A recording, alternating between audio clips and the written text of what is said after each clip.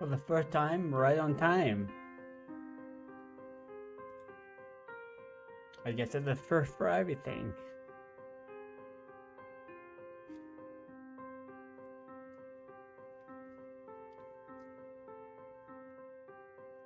Oh my god.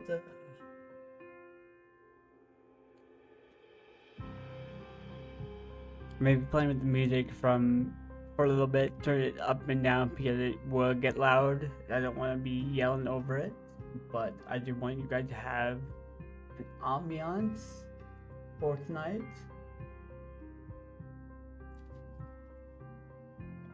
Oh boy. It's been an interesting day. It's getting set up for the stream. There's really nothing to set up for because we're not doing anything, we're just talking, but it's like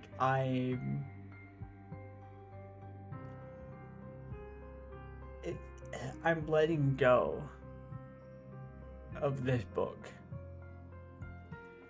No longer writing it, and it's going to be available. And it's a weird feeling. It's cool, but also weird. Let me share this around so people know that we are live.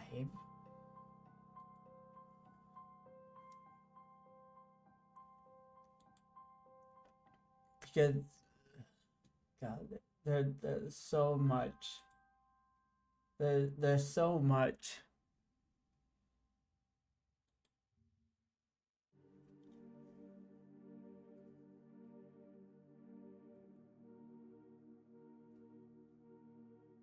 And we're keeping the ambiance set like the book, mysterious, dark. It's gonna be the book. What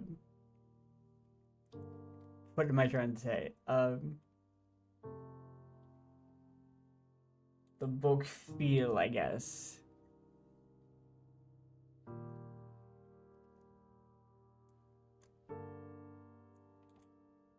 Why does it say no data? What is it? Okay, now it turned on. Okay, now it's excellent connection. I shouldn't have it gaming. Oops, my bad. Fuck, I forgot I needed to change that, but I'll do it in post. I'll do it after the stream.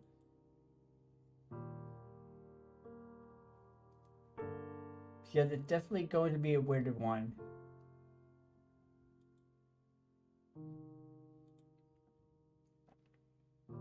I mean, yeah, I've streamed and talked about the book a lot, but this one is the final. Well, I say final. Because the next time that I stream, I hope that you guys have read the book and we can chat about it. Because I so am looking forward to seeing people's reaction to the book. To hear their theory of who the Phantom is and how it's gonna play out. Just I want to see that interaction. Just to see how people piece together what's going on. And that's one thing that drives me to this, is just to see how people react to it.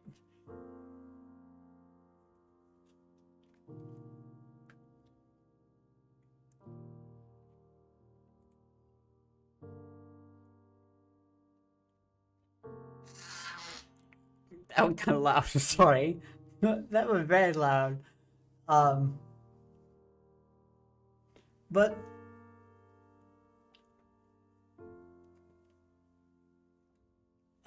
I had the whole like monologue thing set up, and I just completely forget it. Of course I do, because I don't start off like I should. Uh, but I never thought that I I have published books before. I did Mean to an End. Mean to an End was in its own right a complete story. It just wasn't the full story. And I knew that before I published it. But I published it anyway because I'm like, this is what's going to happen. And I don't like to back down from it. I should have, but I didn't. Um,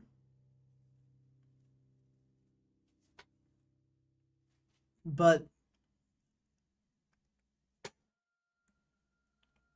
with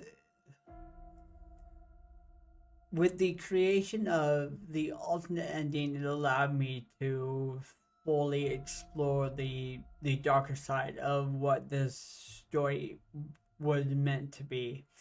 I was very scared to go that deep into that insanity and play with that. Even though I love to play with it, I know I can. But I'm always afraid to. I'm always afraid of how people will look at me as a person. And it's like, do you know what? Who cares? I'm writing a book. I have a story to tell. And this is how it needs to be told. The character need to be written how they need to be written. And even though the Phantom was the most insane and dark character within Mean to an End, but with Brink of Death, it allowed me to expand upon two other characters that you saw briefly, and you saw that it could be kind of meaner, and so with going the alternate ending route, I was able to expand on those characters in the main body of the text, the main story. So it was a lot of fun to do. Now, song is wrapping up.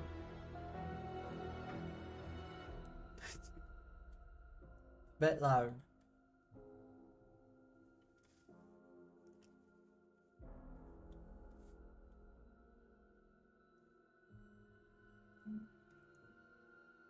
But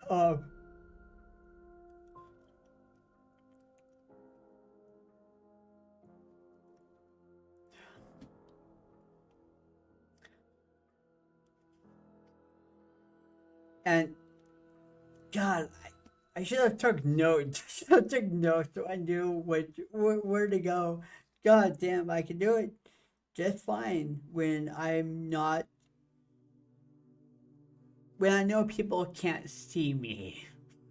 I'm so much better at just spouting stuff out. Because I don't really need to make sense. I can kind of work my way around it to make sense, but I kind of need to lay out a path when I'm live, I guess. But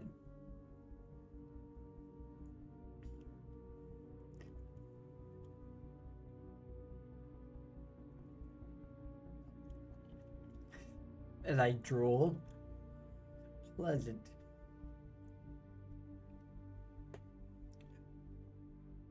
But there's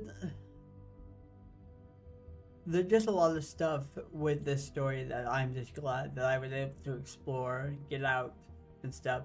I think what I need to do is we need to go into the scenes, talk about the scenes a little bit, and then just finish talking about stuff. So, what I'm going to do is I will. I can leave those up for this scene, but when we jump over to the other one, they won't be up. But this is the cover, of course, and this is the back. I know it's hard to read, especially down here, but this is the back of the book.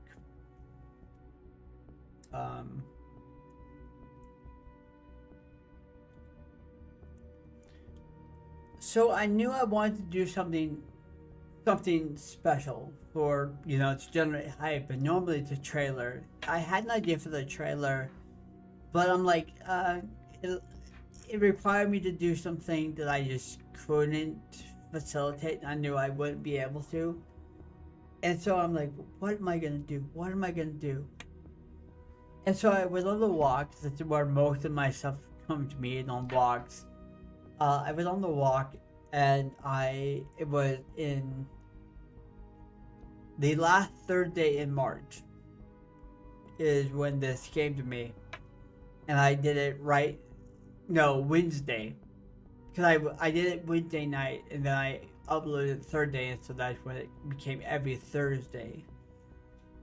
And it's like, I love to write to late scenes out. I love that, to take scenes and write them and let you guys read them. And so I'm like, well, why don't I just do that? Why don't I just take uncut scenes, actual uncut scenes? But normally when I do edits, I kind of change it a little bit, or lessen the narration a little bit, so it not too long and not too like all over the place. But I'm like, I will take scenes and not cut them out, not cut any narration out, no dialogue, no nothing. So I had to be kind of careful about the scene I chose, not to give too much away. But I also wanted to give enough of a pull to come to the book and read it, to generate the want to read the book. And so we'll let me pull up the first scene. Let me first jump into YouTube, and then we'll jump into that. I'm gonna pause. I'm gonna pause this. Pause it right at the break.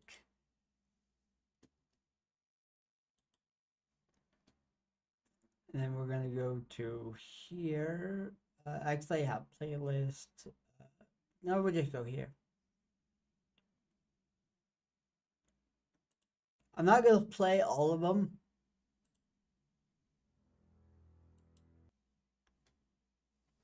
But I do like this. This was really fun to do. It took me forever to find this in my editing software, because I like to do this. But when I did this scene, because this one I wanted to show. And so I'm like, well, I'll do this at the first scene, and this is the scene where, um, you see Coulson in his happy place, and it's on fire. And I wanted to start off as like really, really tense, to show what all this stuff can do to Coulson, because he stopped breathing at one point during this. What happened in the, because he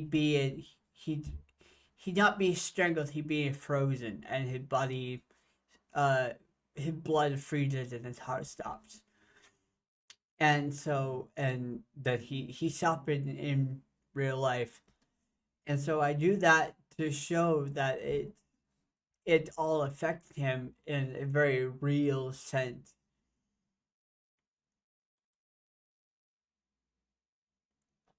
And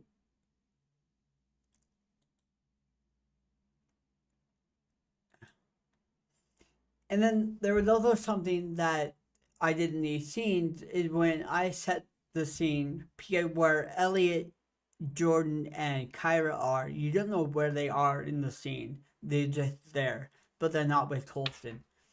And so I just had a black screen. They just made it simple, so you guys would not wonder where you guys were at. You guys were just with the characters.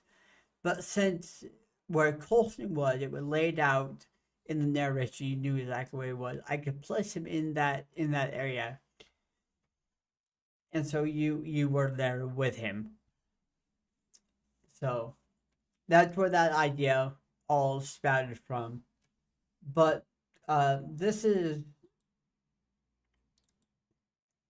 this was just the starting point, you know, just showing what it all could be done.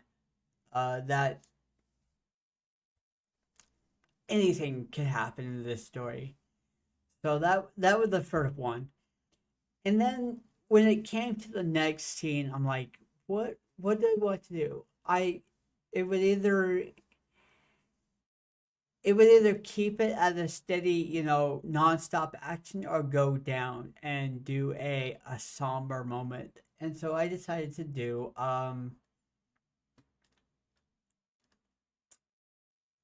why did it not put me up to just the playlist? Okay, so that's what I need. So and so that was chapter 15. That's at a particular time in the book where they're supposed to be far away from what's going on. They're like have to have a normal weekend and just try to forget about it, and then we'll tackle it the following Monday. And so it really harmed Coulson. That's what you guys saw was that harm. And then the next scene is from chapter 27, which is the end chapter. This one, this entire chapter is my favorite chapter. I love this chapter. I loved writing it. I just this is one of my favorite chapters of the book. Um, but this is just a very sentimental moment where Coulson is afraid that he lost his ability to create. Just exactly what it says here. So,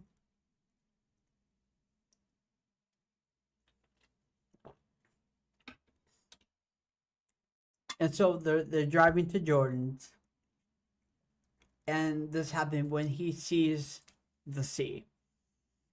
Yet he needs to be at a certain place to write the last song, and it needs to be the sea, and that's when everything kind of starts to bubble up, and it's like, you know, and he starts to panic. Where I did different in process.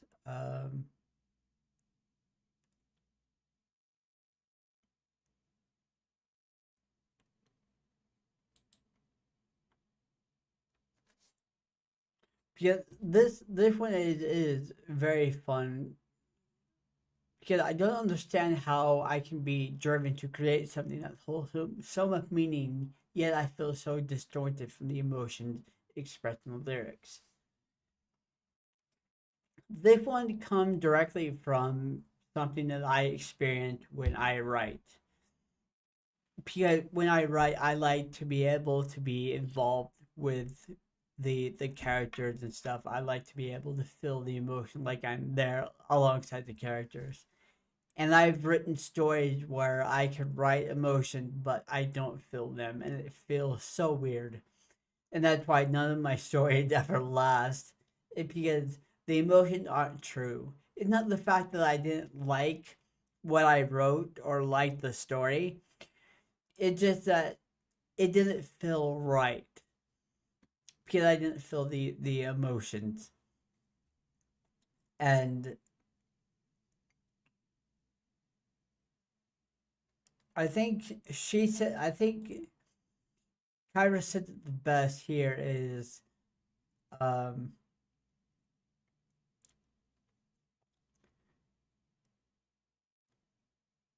Profit may be the album way of protecting you from its content.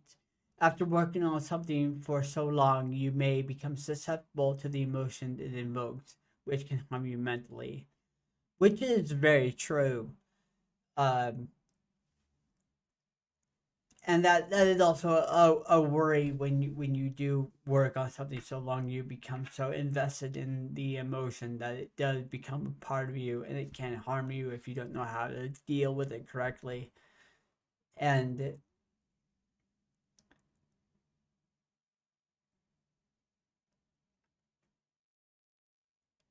And so, and this is, he would prefer to feel the emotion rather than exist in a hollow vessel. So, this one I had, it didn't take me very long to do because not there's not much in it. There's not many moving parts. It was just really hard to find a sea view picture of a car. That was very hard to find. And so, but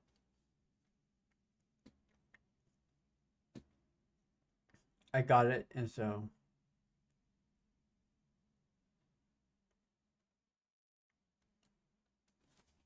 But I wanted to show this small, somber moment between husband and wife, talking about this, showing that she just as invested in this as he is, and that she cares about what he does. And so it's like, I don't know. I love that scene. That scene was so important to have in this context. Because this showed the vulnerability of Coulson a little bit. So I mean, there's so much more, but also I just like this chapter, and I wanted to show more from this chapter, but I didn't want to show too much. When I'm done explaining the one, there are three other scenes from the book that I did want to show that I didn't. But I'll explain that one later. I'll explain those in a moment. And then we come to scene 3.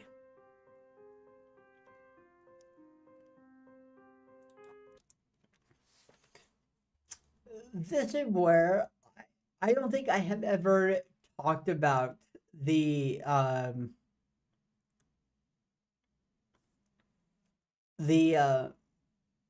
how the cops deal with Coulson, or view Coulson. I don't think I've ever talked about this. I think this is the first time that I actually brought it forth. And I wanted to do it in a form of actual evidence that it's like, maybe it isn't real. And to kind of flip the narration on its head. Uh, is is Coulson a victim or the mastermind? So it's an intense little scene because Coulson is in the hospital, and you find out why at the end due to heart problems, and he being berated. But the thing is during the scenes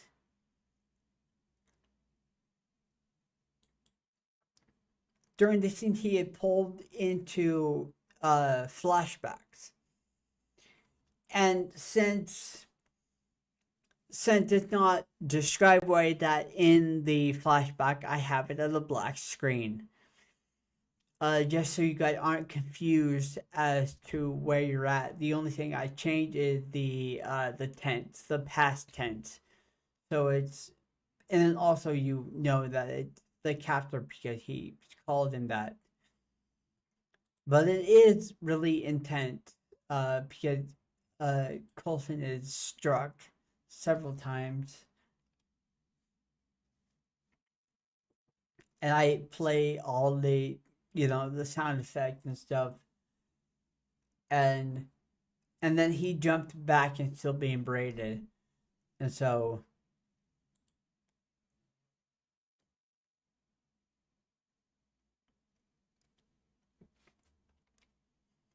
and all the evidence point to it not being real, and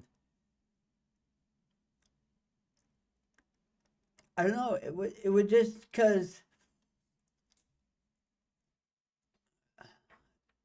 I think this, no, there was another scene that I could have used, but this one showed a bit more evidence. The other one was just the cops saying that we are not no that your case is no longer active and we don't do a goose chase, and there was no evidence involved. This one, there's full evidence going on, and so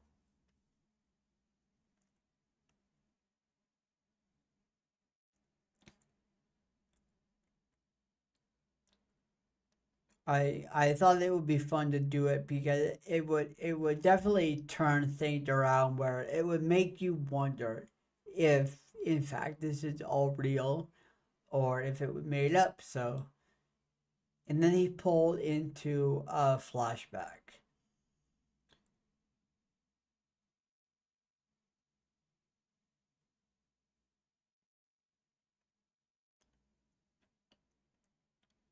And because like I said, when I do uncut, when the uncut scenes were, because normally what I would do is I would cut out the flashbacks and just have it be the cop berating him. But since it was uncut, I put in the flashbacks, and it just showed how quickly he could be uh turned into it.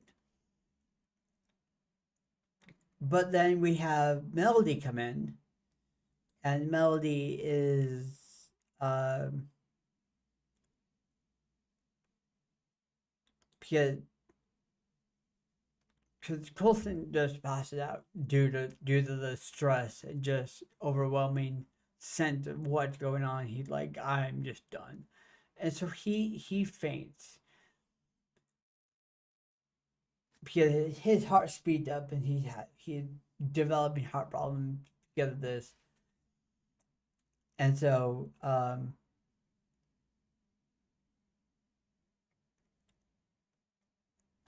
there's something that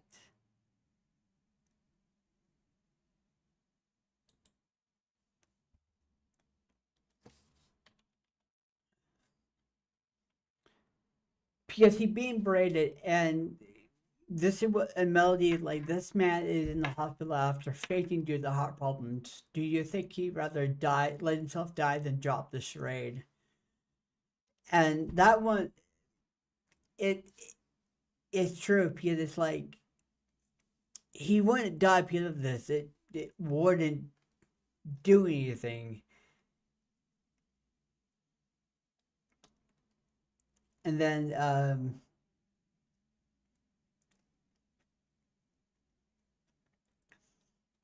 also just to leave, cliffhangers and stuff to make people like, what is this? I have that last cliffhanger before the scene ends is even you are lying to yourself. He is here because his wife attacked him in his sleep. And then it fades to darkness. And I like the fact that I do that because I'm like it's I'm giving you a scene, but I'm also giving you a hook to want to read. And I have talked about what, and I have a dream that Kyra has a Kyra dream that shows what happened, not the full scene, but a little bit of what happened of what she does. But so I wanted that to just ramp up the tension again, from the somber moment of the week prior. We have this where he being yelled at in the hospital and he's being blamed for it. And that just shuts him down because it's like he lost a buffer. He now knows he's on his own. And that's a turning point for Coulson where he's on his own. This is he knows that, and so I probably not explained it well at all, but I don't want to get too much into it because I want you guys to want to read the book. But this is more difficult than I thought it would. I thought it would, but that was chapter 11. Um, Chapter 11. Chapter 11 is Had Enough. I always just pulled up my story right there and you guys see it. That's not what I want to do. Because I have my other story, my new story open as well. And yeah, so I'm not going to do that. Uh, Definitely not. But,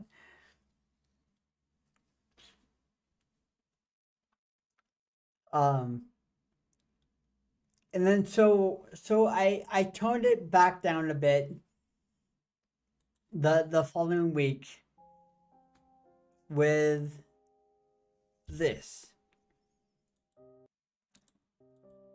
With Jordan expressing regret. So I don't say what he expresses, but there is a thing where he chooses a different path, and he's afraid of how people will react. So it's something that it's himself he discovered, and he told Kyra and Coulson, of course, and and he wanted them to accept him before he did anything else. But he's expressing worry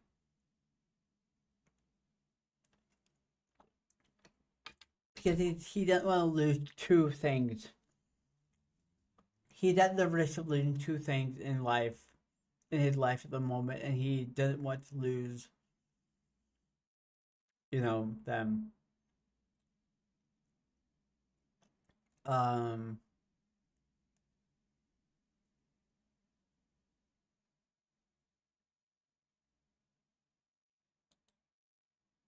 and this one is more like right in your face. This is more really directed to what actually is happening in on the internet of what could happen. Um, with being yourself online. Double-edged sword. I could stay in the closet and appease the masses, but it would mean not living my authentic self. Being true to oneself online is crucial. Well, I guess I do give it away. Meaning the closet. He comes out gay. In earlier in the chapter, and it's something he's held in for a while, and just couldn't find the right time to bring it up. Uh, During everything that was going on. So, but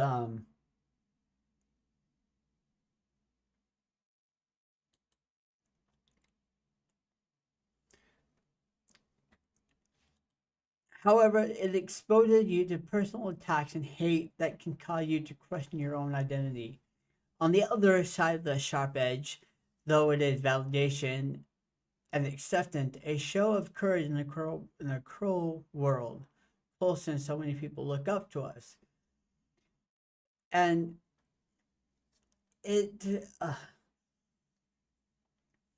because I want to because I address many different small themes in this, and this is one of them. Just being yourself online and be true to yourself. But it can be when you're exposed to attacks and hate, you can question your own identity, and you lose yourself. You really, really do. And then I hate feeling like I'm letting them down by being honest with my truth about my truth. And I think this is the only one where I am actually like actually targeting a theme here, like head on, where it's actual, where we experience it nowadays. And I mean, yeah, everything in the book you can experience nowadays, but this one is definitely, definitely meta because all this stuff is online, and especially with the administration and stuff. So it's just that, but it's showing Jordan's vulnerability here. Uh, it's kind of a flip flop because he's always been there for Colston for his flashback and nightmare and through this healing process, and now Colson get to be strong for him. And so showing this was something that I really wanted to do, because I thought it was very, very important.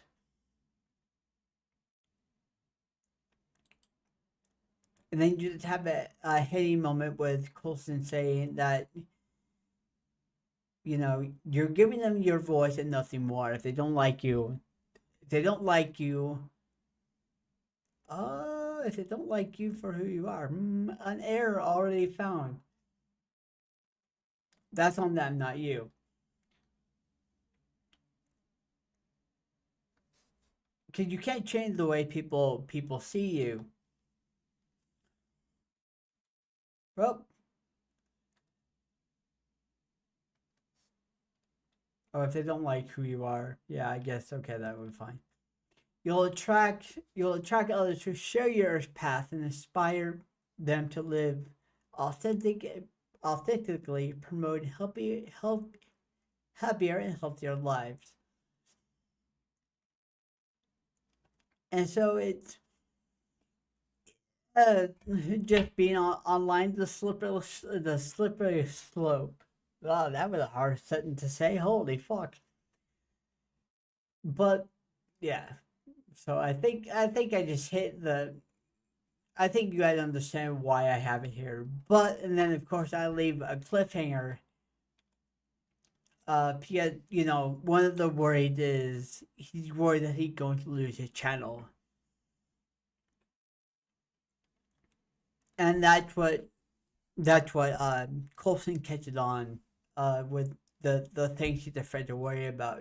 But the thing is that's not the thing that Jordan worry about. He's worried about losing Colson. And then so of course that's just another hook I leave to hook you guys in hopefully. Oh my god. Doing these scenes, going back and remembering why I chose them, it's like, oh god. And writing them was so functional. I'm like, oh shit, this is hitting hard. And it's like, this is so fucking true. It's scary how true it is. It just, I love it when books hit it just right. So, and then of course we go to the final scene 5. This one was very difficult for me to do. Very difficult for me to do. And I'm not going to play that at all because uh it's well actually I can mute it actually. Yeah. Because it's let me through all the way through, at least for the most part. It plays let me through. So well actually the before did not, but I'm just gonna mute it so that this stranding get copyrighted.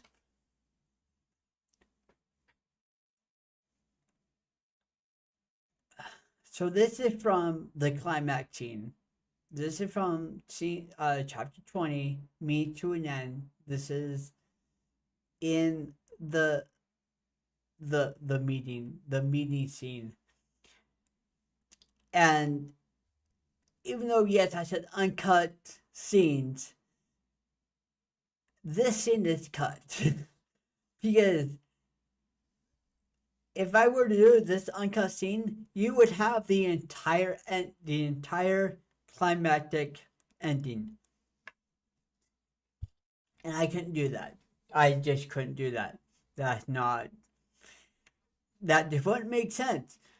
But I had to have the duel in here. The duel. This had been known for the longest of time. For the longest time, that there was a duet duel at the end of the story, and it's to let me through.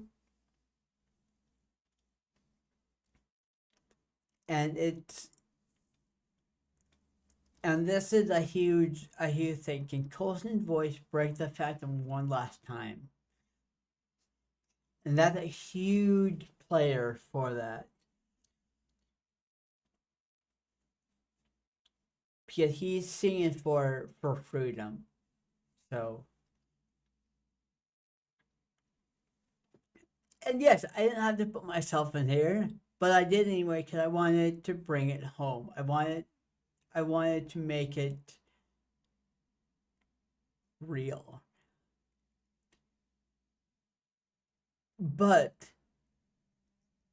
also with the placement of the oops,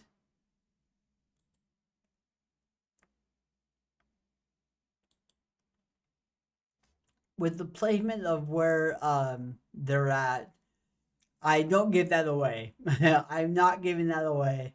And so I just have a black, well, not really a black screen, but I just have this look. It's almost like a dark room with light coming through, and it just fit the scene, the kind of ambiance of what I wanted. Definitely not where they're at, but it just fit better than just a black screen. And so,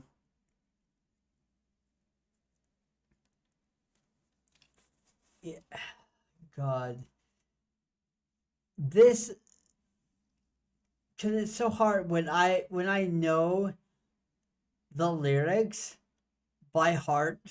Of course, I know the song by heart, but when I'm trying to sing lyrics that I have written that don't fit into the song that is being sung, it's really hard to mouth along. So I did my best to fit it in, but if you listen to it, the first verse and chorus, Coulson is struggling. He is soft. He's behind. He's allowing the Phantom to kind of take the reins a little bit until he realizes that the lyrics are different. And then the Phantom begins to panic. When he realizes that the lyrics are different, he starts to panic. And then so Coulson takes over in the final uh verse and chorus. He's able to take over and be that strong, kind of like the high ground keeper, and then end strongly. And so it just, oh my God. And when I'm doing this, I have my phone. I have the entire scene on my phone, and I'm looking at it. But the thing is, I can't see it because I don't have my glasses on, so I can't see it. And so I'm going off memory, and my memory of my own written lyrics are not good because I'm losing them in the actual song. So it just didn't turn out the way I wanted it to, but I was able to maintain composure and just say that I tried my best. I got it out there. This is what you get. It just, oh my God. And that was the thing is, I'm like, because before like a year ago, I would have just said no. I'm gonna take myself out. I'll just have it a normal black screen and it'll be over, nothing. But I'm like, I can't do that. I want to do this right. I'm going to do it the way that I see it. It may not be perfect. I know it won't be perfect, but I'm going to do it. I'm going to try. And I did. Try it. I must fail. I might have. Who knows? I failed a ton. Because I was also fighting with my cats as well. Because they were attacking the green screen or knocking over my light that was on the table, shining up at me. And the cats were constantly jumping on the table, knocking that light down so it shined upward and not on me. So, yeah. The joy of working with cats.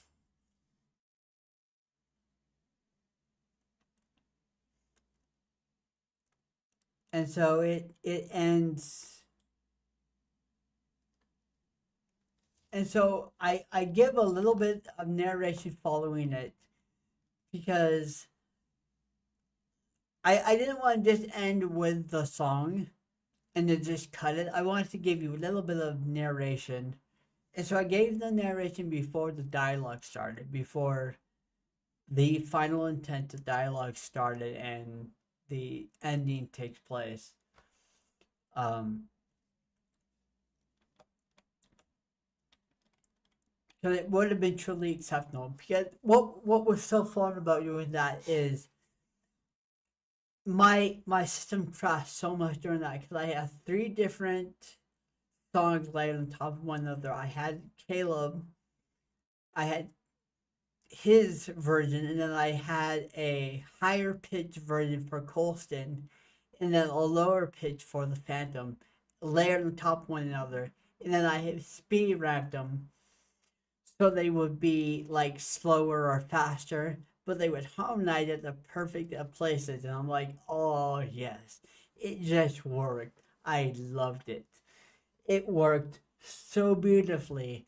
I just wish that it was to my lyrics that I have written and not to let me through, but that's all I had and that's what I had to work with. So, but it worked out beautifully. I know it's a lot to take in. During that, you have a lot of the voices being played, you have a lot of words coming at you, but I think it worked. I did the best I could with what I had. And it was just so much fun to be able to step into that character. It just, I love it. It's so fun to be able to step into that character once in a while. So I know I don't fit the physical look of Coulson because Coulson in the book is heavier, and I don't fit that at all. But you know, minor changes. But it was so fun to be able to do it, and having the Phantom, I could have done it to where I played the Phantom as well, but I'm like, that's a bit too much. Too much. They would know it'd be me. It would be me, and so I didn't do it. So I'm like, I'll just have it be the picture I have on the front cover. That'll send it as the Phantom, and so yeah, that's that was those are the uncut scenes that I did.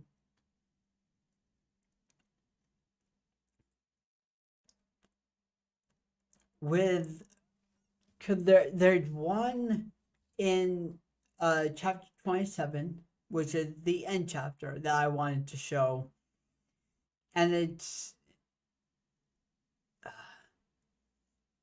the imagery. It was the imagery that I liked, but I knew I wouldn't be able to create that, not with what I have, because I have very limited resources with like special effects and stuff like that. So, but I'm like, fuck, bastard. My light fell. Oh, it just restarted. But the imagery, I love the imagery that I got on that one. But I did show that. I have shown that scene. It's somewhere online. I think it's on Inkit actually. I think I actually wrote it in a like, cuz I have a an Inkit thing where I just do random writing. And I think I did that full scene in there.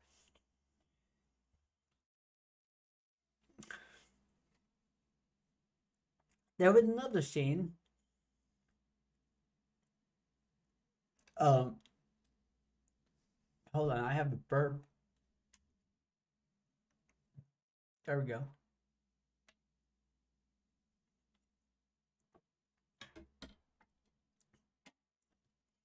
There was another scene that I wanted to do,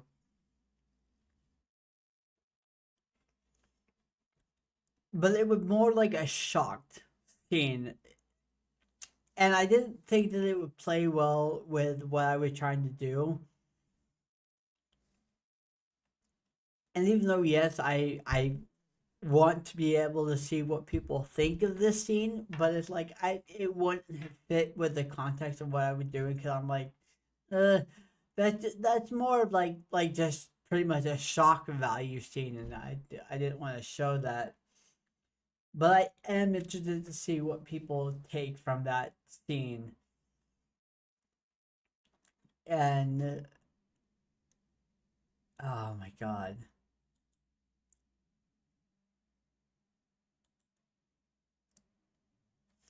Also,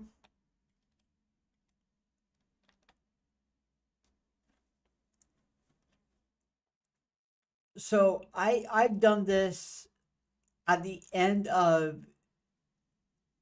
because I did it with Caleb's Phantom, The Return, when it was a fanfic. When I did that trailer, and then when I did the cover, or not the cover, the trailer for Mean to an End, I did it, and then I did it here. When I do it, when I do the end of the book, I actually did it when I did the original duet as well. I always end it with a gunshot, and that's just what I do. I always end it with a gunshot, and I'll leave that to you guys to figure out why and what happened. But I could not have that in there because it wouldn't be following the context. They are being what's the word I'm looking for? Continuity. There we go. Continuity. So,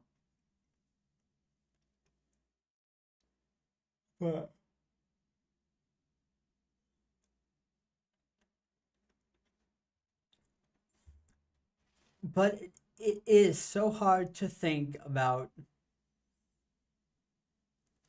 Cause hold on.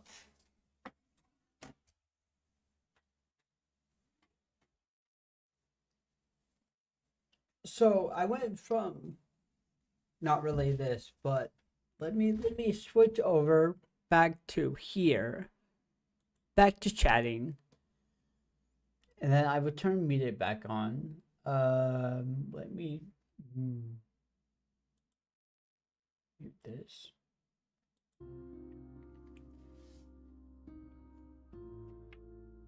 So we went from this, which is me to an end. This was the first one that I did this over the summer, and it's quite a hefty. What is it? A hefty book. Uh, this one turned out to be. Hold on, let me get to it. What 527 pages was this one paperback, and then it turned into this. The cover got ripped when I went to pull it out of my book, or pull it out of my backpack today to show somebody, and the cover got caught and ripped, so I have it taped. But this is a 606 page book. I like it, but that stemmed from a 26-page fan fiction, which was the first book, which was the kidnapping itself, and then the uh, the um, the return, which was 36 pages. Just because there was a bit more to tell in that one. But it's hard to think that it went from those two books, and they just barely scratched the surface of the depths that you go into in the final version to what it did now. It just is so weird to see how it's weird and cool to see how this had grown and molded and changed. But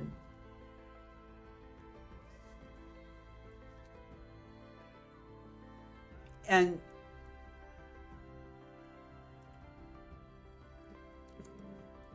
what is it?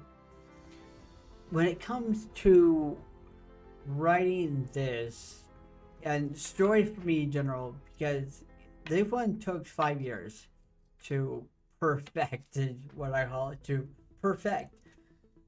Uh,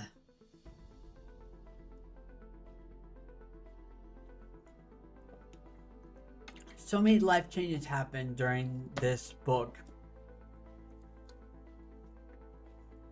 during the creation of this book, and it stayed with me. And I have another one that's going on 16 years this year. It'll be 16 years old of how long I've been working on this one. And it's my fantasy saga, Gates of the Mind.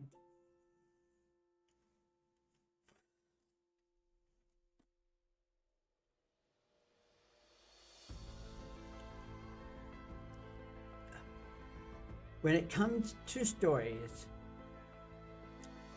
the one that stay with me the longest and hold on from, and I can work on it from start to finish and get them out in completeness, is songs that are built on music.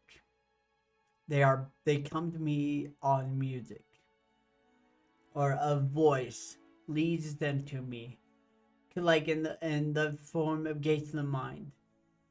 The voice of Michael Crawford, who is the Phantom of the Opera. So I have a very strange connection to the Phantom of the Opera and the Phantom in general. So that's just who I am. But his voice led me on the path of Gates of the Mind.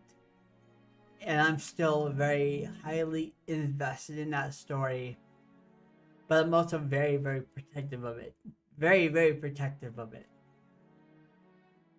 And then, of course, this story came out of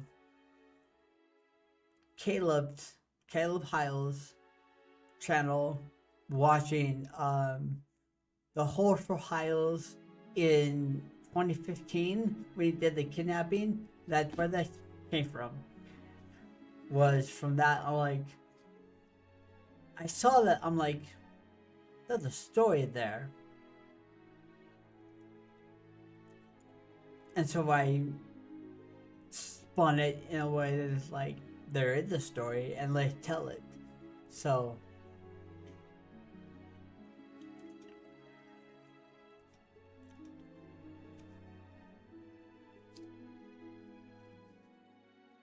but I'm just glad that I took Caleb's advice about owning my character. I could be inspired by him, but I need to take the character and own it and own that character. And I think I did. I am very happy to say that this character very much my own. The only thing that is when he sings, I hear Caleb. It's because I don't sing. I'm a closet singer. But I love music and the effect it has on me. But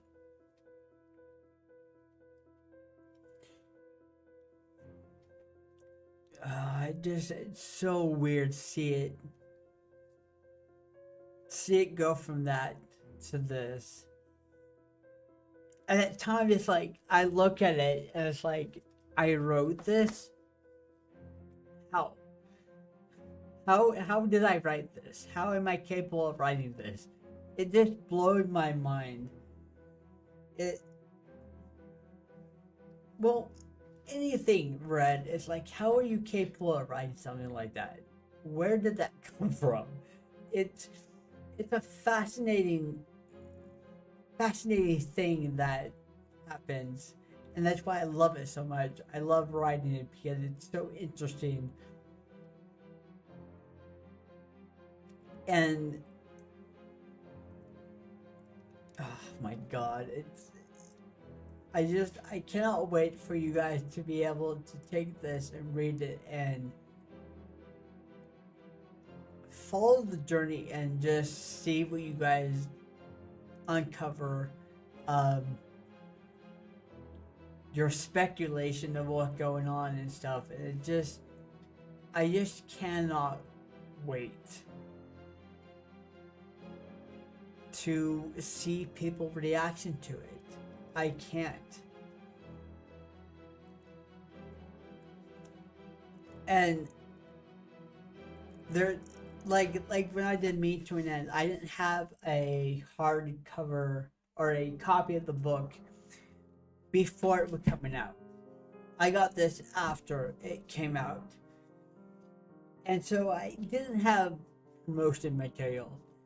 Yeah, people like to see a physical copy of a book. Cause you hear people, I'm writing a book, and you hear that fairly often, and it never comes to fruition.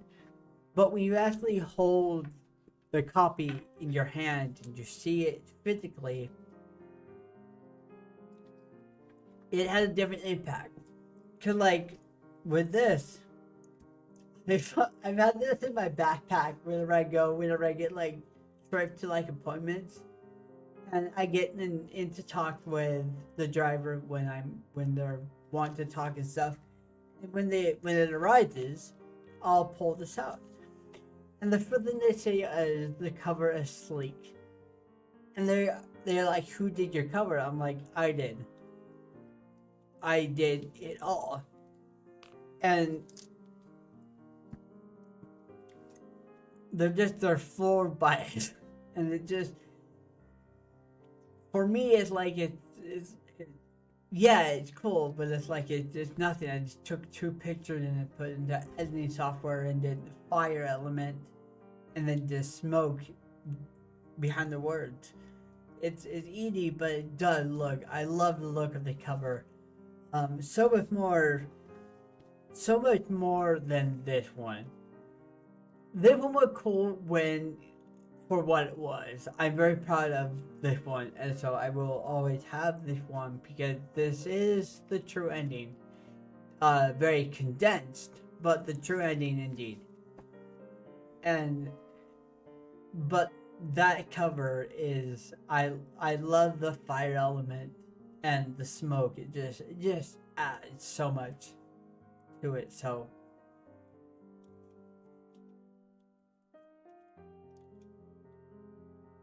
and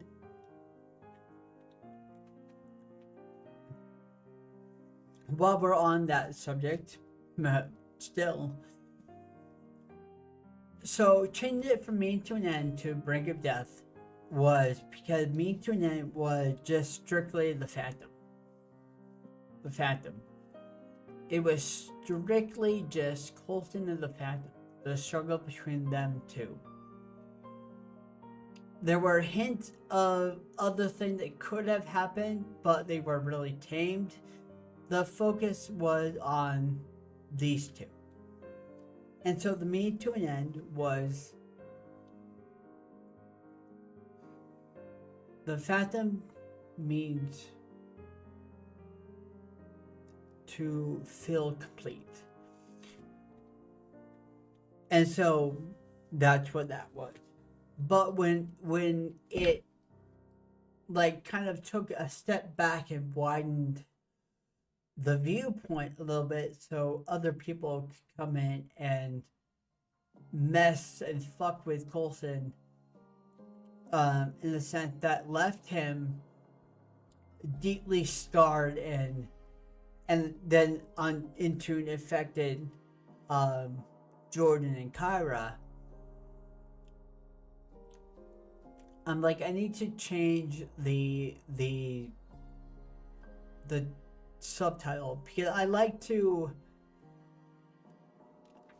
give hints of what you're going into when you pick up a book of mine. I want you to know that you're going into something dark or light or fun, and it all plays a part. And like psychological horror was added before Break of Death because people always thought that this was a mystery, like a detective mystery, which it's not. It's far from that. Yes, cops are involved, but you don't see the cops very often. We're not in their point of view, and so I wanted to bring out the psychological horror to make it to where it's like, be careful when you read this. But me to Ned just stopped working for me.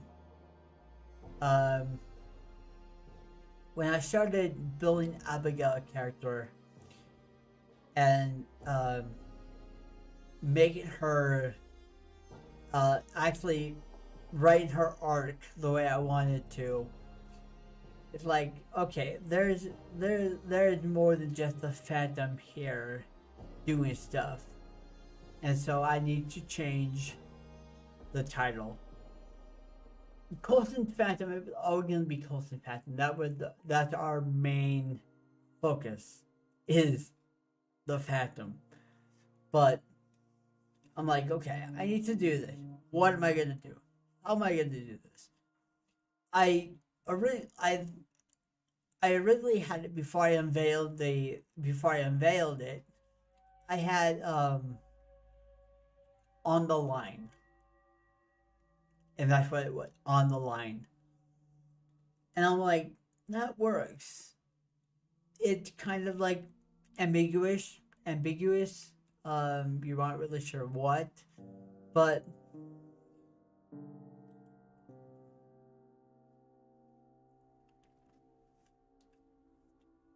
it just, and so I let it linger for a good, like, I think it was a solid like 2 weeks. But I'm like, nah, just it's not working. And and then I'm like, well, hell, since I'm going into the full darkness realm that this book is supposed to be, why not just disclose what's going on? The brink of death, or brink of death,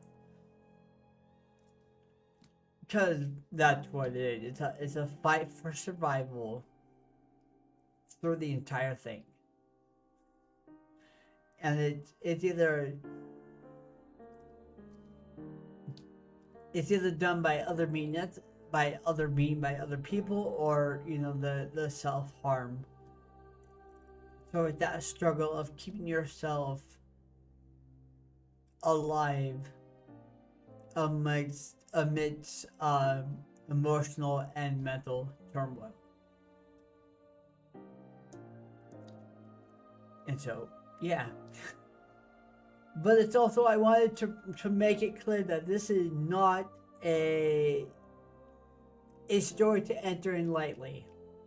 This is a dark story. Um, it's not kind to the reader.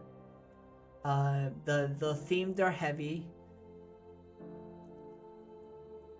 but the journey is very, very good. At least I hope it is. I hope it is. Oh my god.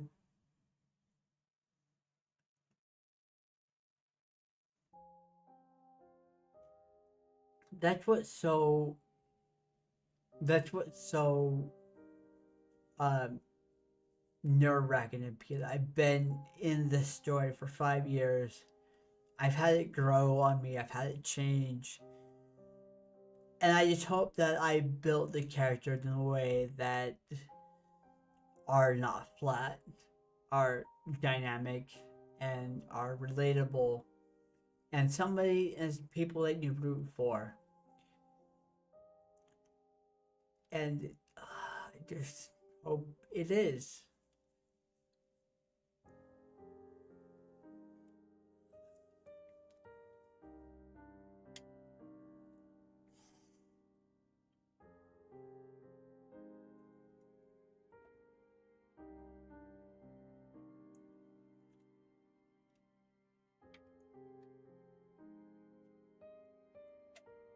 And I'm and going off of the theme of five in this story.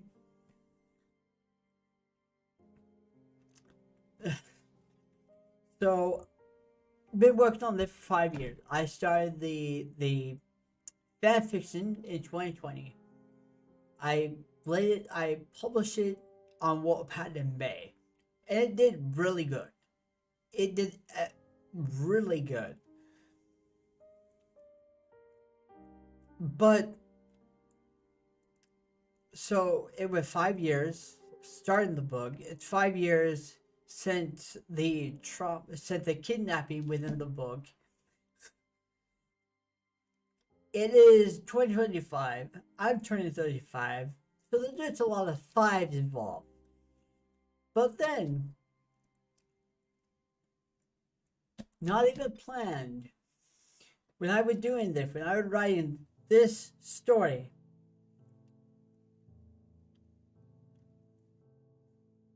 we sorry that music got me off guard. Um, we follow Colson for from the beginning to the climax of the story is 10 days.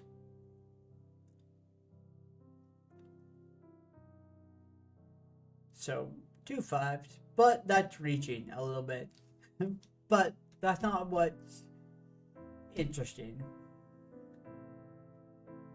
When I was writing it, I had started the story on early Sunday morning, and then the rest of this, and then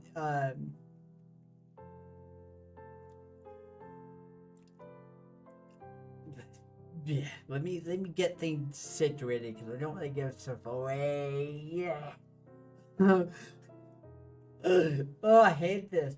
I hate not being able to fully talk about it because nobody had read it yet. It kills me. Because I want to talk about it. I really do. I want to go whole hog on it. Oh, I love it so much. But, so I really started it early Sunday morning. And then we have stuff happen, and then what I was going to do is I have them go to the house. I have them go back to the house on Tuesday.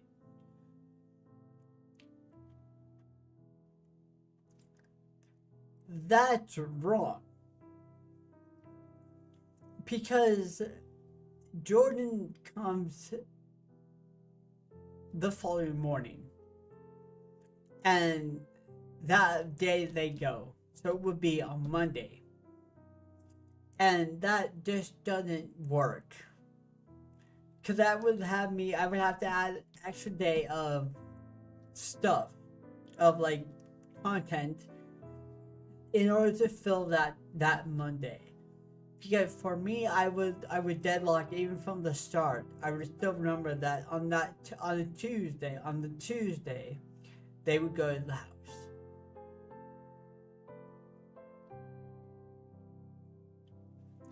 And that was just that.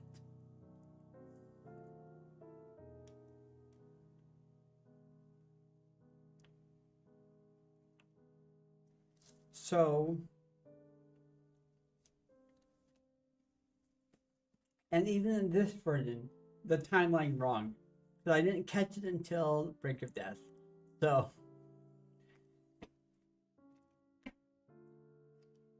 but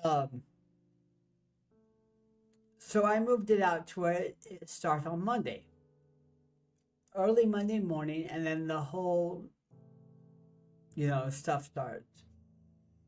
And I'm like, but now it's 10 days, and the length of time that Coulson was kept by the Phantom was 10 days. So everything just kind of rolled into it. Just all kind of fit. That is one thing I love about the story, that when they just fit together and you don't even have to work it in, they just go together. And it's just like magic. It's so cool. I love it. Love every minute of it.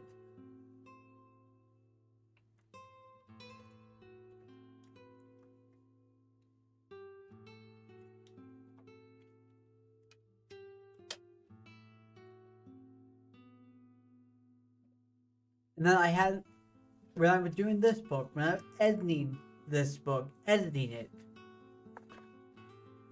getting ready to, I had the publication date of it. I realized I had skipped a day. I have a weekend where I skipped Sunday. I just totally skipped by Sunday and just had Saturday, then Monday. I'm like, well, that's not gonna work, is it? I'm like, I can't just have it be, they spent the entire day, just loitering around. I'm like, I have to do something. And so that's where the surprise party chapter came in. What? Because I need to fill in space.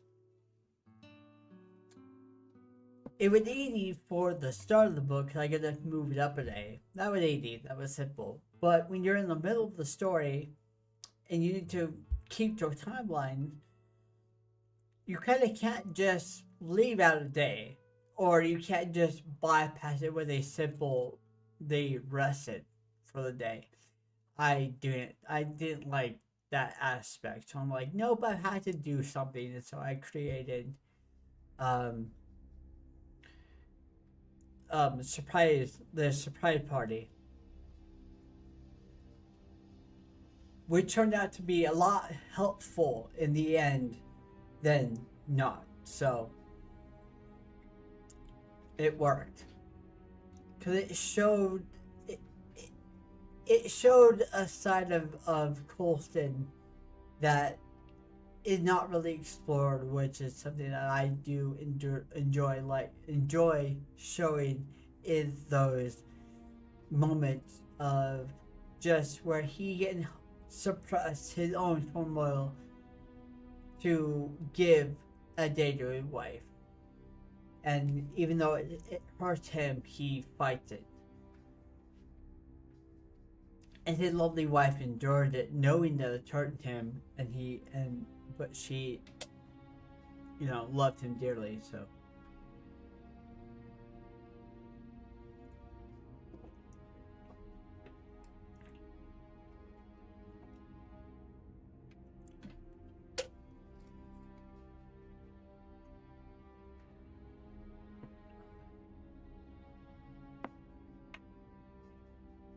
I was going to wait until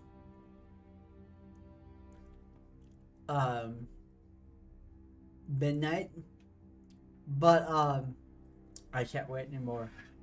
Um, so for one thing is the book is out. It's available right now. That's one bad thing about self publication. They don't uh contact the author. It just, when it's available, it's available. Amazon and Barnes Noble have it right now. The cover is not up, which really sucks, but it's up on Amazon and Barnes right now. But you guys have seen the cover, um, and I even reviewed this the book at Amazon. Like, this is the cover. This is the cover, and just showing that, this is.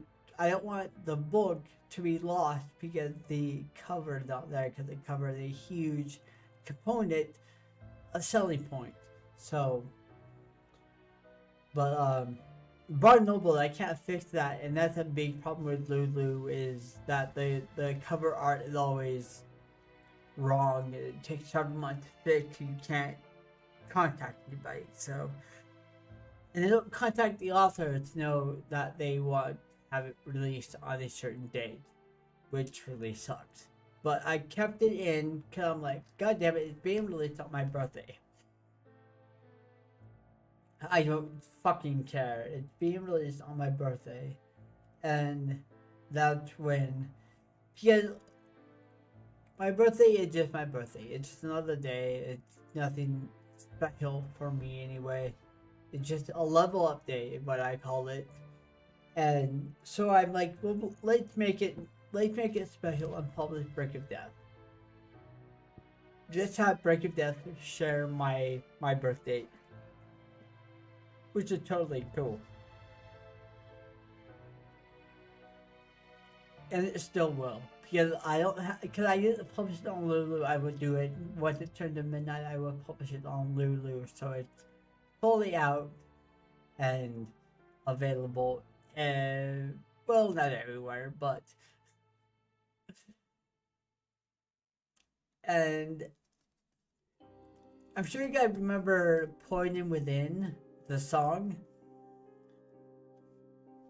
The song that Colson writes in a very pivotal moment of the book. He writes The Poison Within. And I have a version on my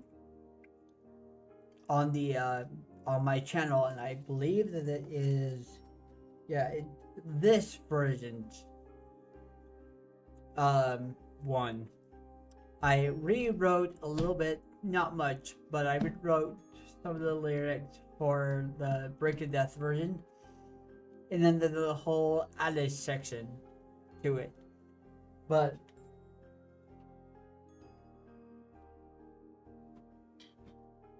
I had to reach out to the person before I said anything to make sure it was okay to say something about it.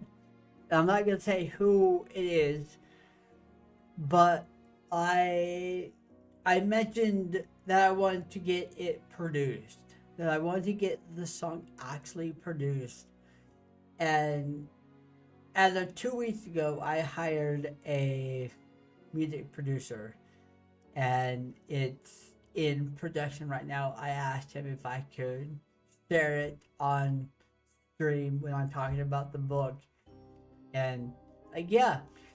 So the song's in production. I hear the first draft of it next weekend, and I cannot wait.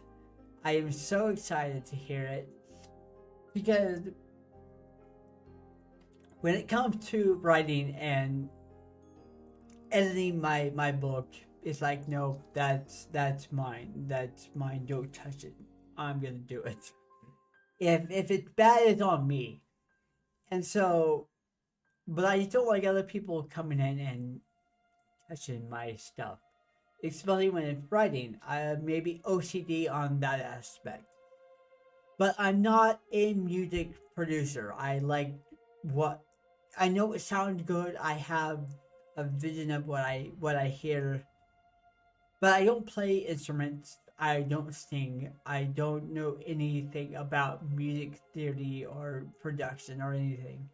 That's not my realm of expertise.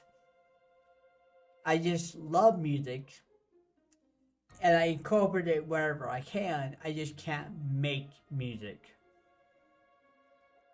And so I saw a clip online saying that, you know, if you need a music producer, you know, and I played around with the idea for about a month before I reached out. So I'm like, I want the book to be out, but then again, I want to get something started. I was just in a state of like flux. And the only thing, I was always kept away because of money. Because it's like, I don't have a lot. And I don't want, and I know that people like need to pay up front, and you know, and that was my whole thing. Is like, money aspect is what really kind of gets to me, because that's a very difficult slope. I just want to create and hopefully make enough money to break even, and that's it. I want the story to tell itself, but so I reached out to the music producer, and just a cold letter, just a cold letter at professional I can get it, introducing myself and introducing what I hoped that I could achieve with this. And they answered me back and said, "Yep, I'm interested. Let's meet. You know, let's meet in a couple of days and talk about it." And we did. And I am so happy with this, because they had an understanding of what I wanted, and I just felt very comfortable talking to them. Being I wasn't being judged by the way I was creating or the lyrics, you know, and they were very, very transparent about stuff, how the system works. And so I'm like,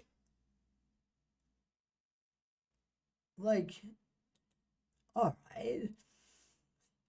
And they're like, yeah, let's do it. So we ended up talking for about, I would say, about 2 hours, going over the song stanza by stanza, what it meant and how it's supposed to move and stuff. And they gave me their vision for the music, and I listening to how they were describing it, and I'm like, oh my god. If it hits the way I'm hearing it, it's gonna sound amazing. I cannot wait.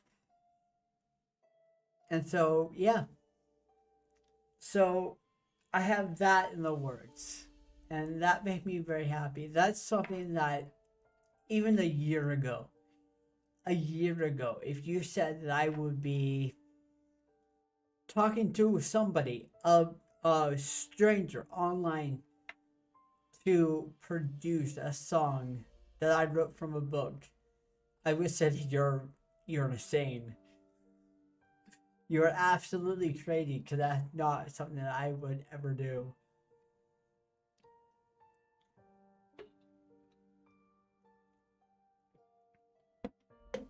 And it just,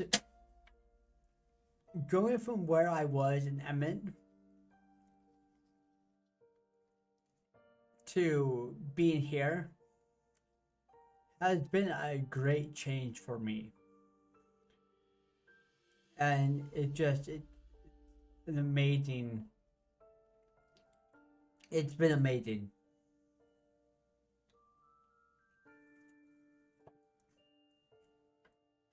I mean, rough patches, yeah, you have them.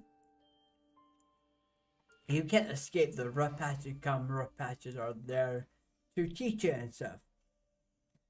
And so I don't gripe about them.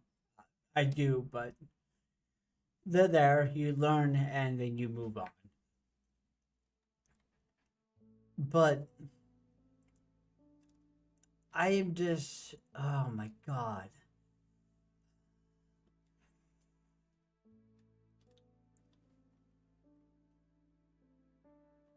I don't, it's just hard to see where I came from, how I was to where I am now. It's not, it's unfathomable, and it showed me that if you push yourself and dedicate yourself, you can do some amazing shit. And I think this book illustrates that as well. And it just, I don't know.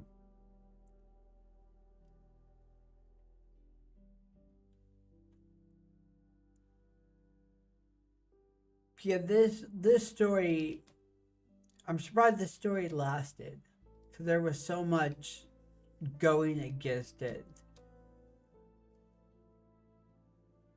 and it stayed with me. It stuck. It's like, you are meant to tell this story, and you're going to tell it now.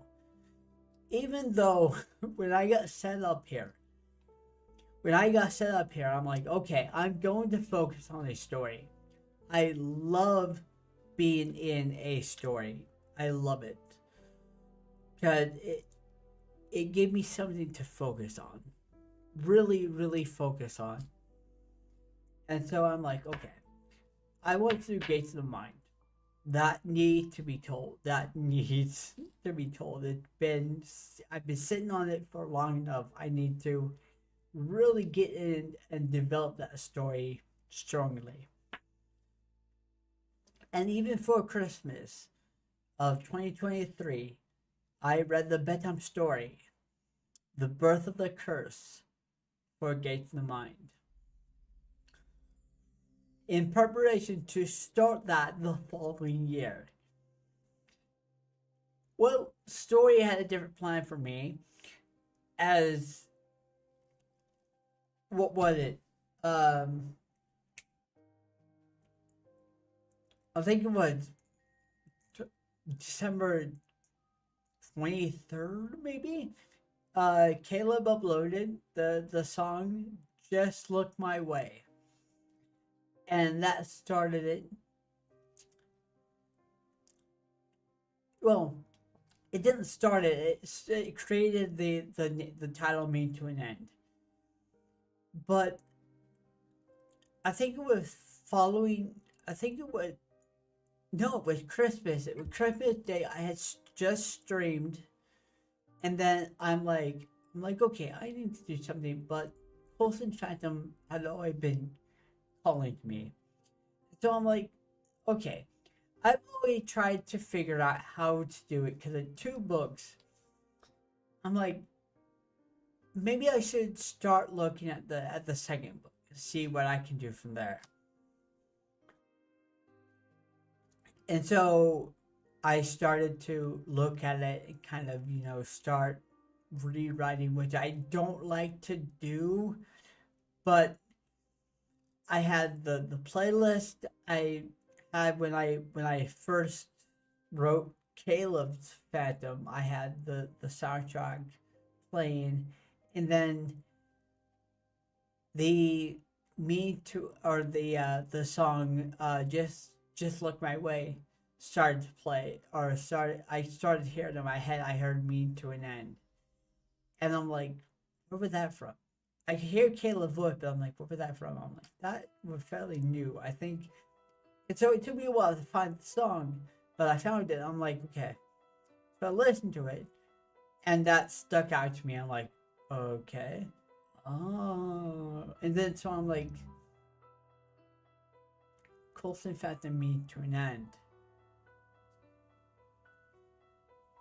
Because you can tell, like history flashbacks. Okay, this will be a trauma story then. And so it's like, okay, here we go. And so Colson Phantom took over from what I thought was going to be the Gate to the Mind year. Story with like, nope, no, not right now. Not right now. And so,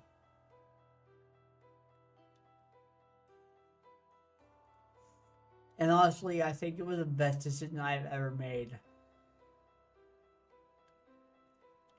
Because it's a foundation now.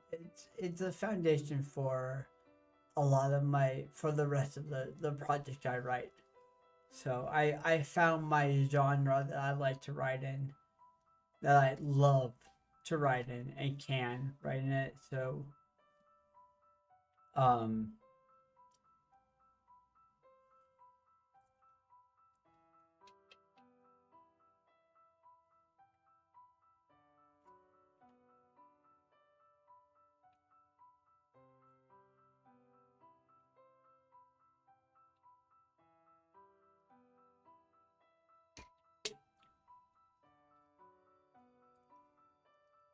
but it's just it's I don't know if anybody else feels like after they create something that you get emotional because you're done with it, like you're leaving it.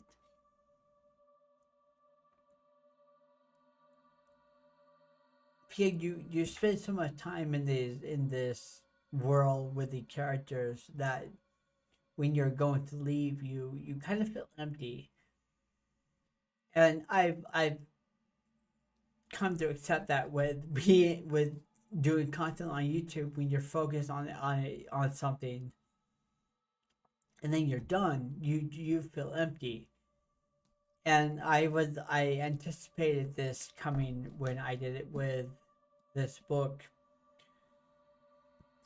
Like how do I do that to keep me from not crashing? Because that's what I always did when I would crash. It would just like emotionally crash and not want to do anything because it's always a daunting task to start something new. And I'm like, I need to do something that can help me not to crash so hard. And honestly, I don't know what it was, but I didn't have that crash. But I do look at it as like I'm letting go. Uh, that I'm finally able to lay it out of my mind, which is also scary in its own regard, because it's always been there. And even in the last 2 months, it's been weird not thinking about the book, not thinking about it. It's been really weird. And I always feel like did I did I mess something up? Did is something missing? But and that's the thing. That's the thing is when it would mean to an end, there's always things that came to me that like I could add to it, that I could add and change, and so it was never really done. Right now, there is nothing. The book is told the way it's meant to be told, and that's great. But it's like, what do I do now? Because I love to have a constant story running in my head, and so I've been starting the next ones. I've been teasing it off and on throughout the last couple weeks that I've been starting to write the the books, two of them. The next project, actually, I was writing it before I streamed because it's like okay, I need to get stuff out. I need to start writing and stuff. Because I'm so excited for the next stories. Because now that this is out, it is fully out to the public. Um, all I can do is promote it. Um, and hopefully you guys will read it. I really, really hope so. Damn, that scared me. Of course, this won't be the last you hear of this book. This book will be constantly promoted and stuff, but it's because this is right now. This is my first story because it's fully complete. It is edited to the best of its ability, to the best that I could do, and it is done beautifully. And it's like, okay, here we go. And so I it's so fucking weird. It is. It's so weird because I don't know how to describe it. I really, really don't.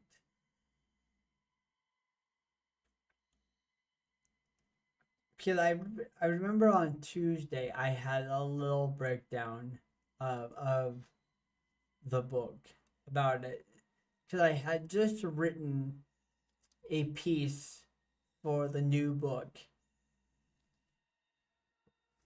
and it's like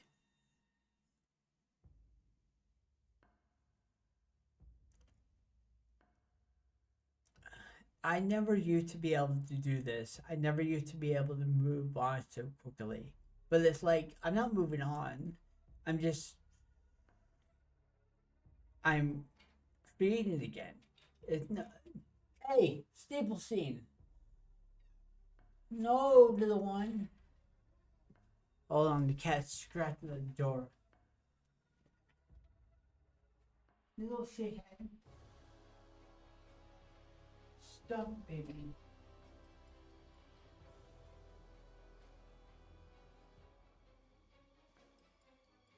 Baby. Baby. Alright, you come in.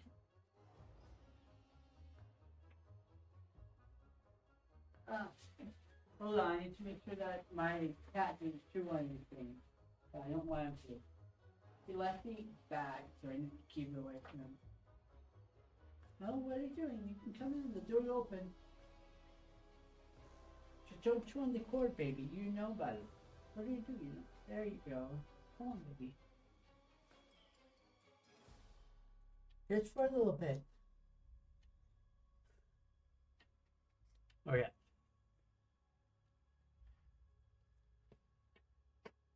I lost my train of thought. Of course I did. And you guys can't hear the music. I am so sorry.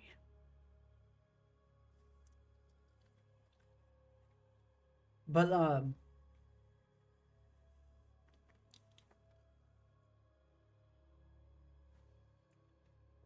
like I have a story that you guys have seen and seen me promote and stuff that I was writing, but I never finished it.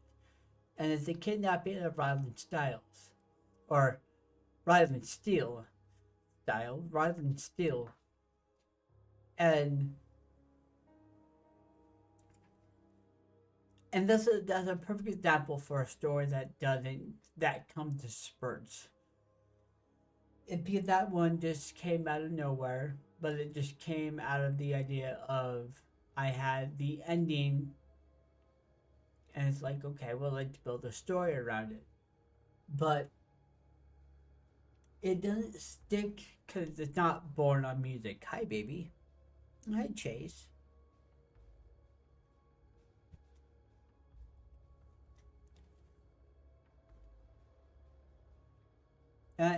It will be written. It just will take me a little bit, a lot longer than normal because I need to find time to dedicate to that one.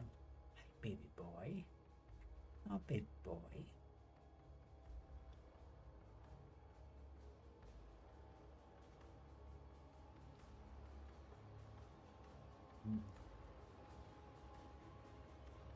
Man, kitty making an appearance. Did it. Steeplestein. Snip. Snip. Snip.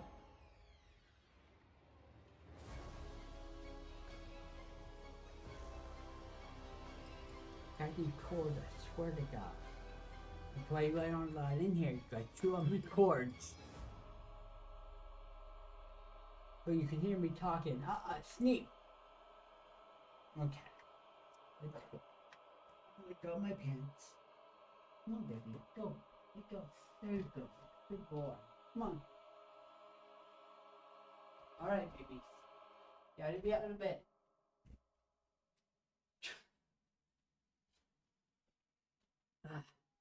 Kids. I love them. But sometimes they're a nuisance. I would love to have them in here, but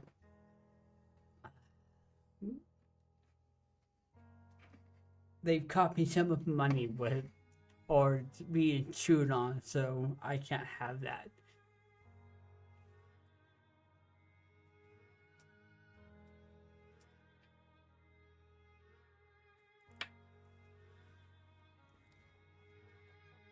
But and also when it comes to writing, writing is a very lonely thing, and that's why I love to share, because it's like it keeps the drive of what I'm doing up, because it gets people invested in it, hopefully.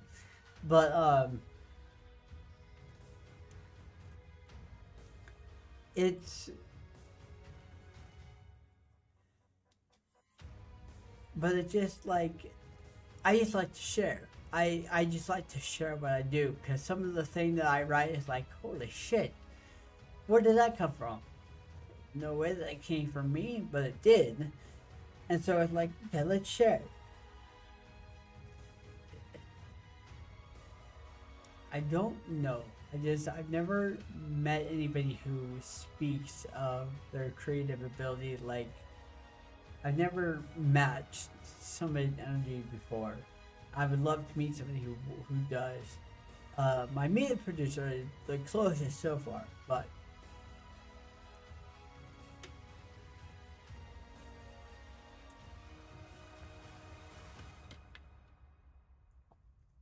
and it allows so much. There's so much you can do with words and how you work things in the story, because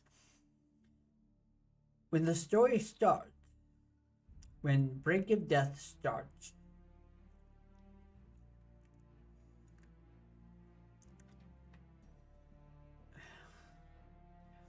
I am walking beside you.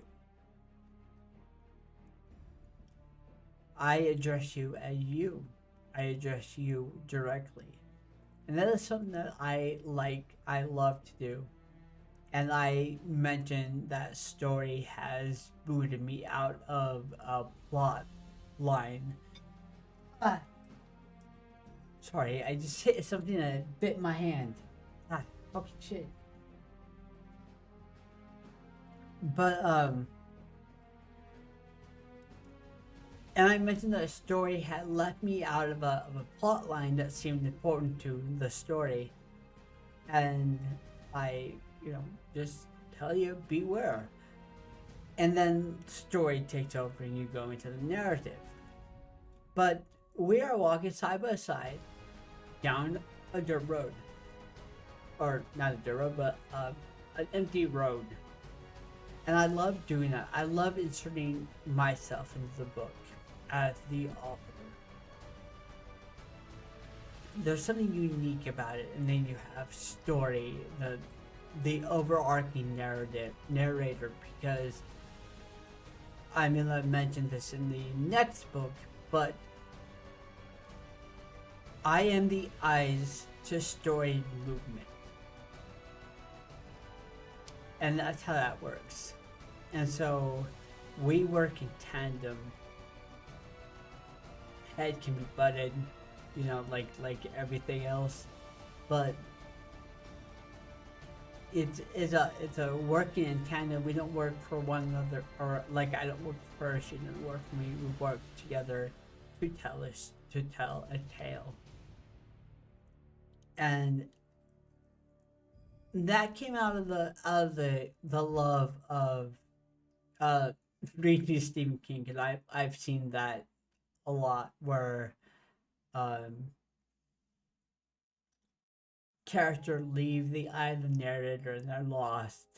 You know, they're out in the world, and I like that aspect. I love that, where the character leaves. But I also wanted to do it at the start.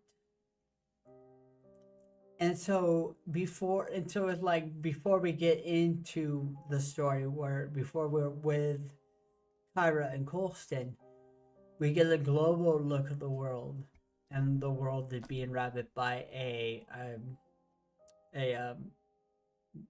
virus.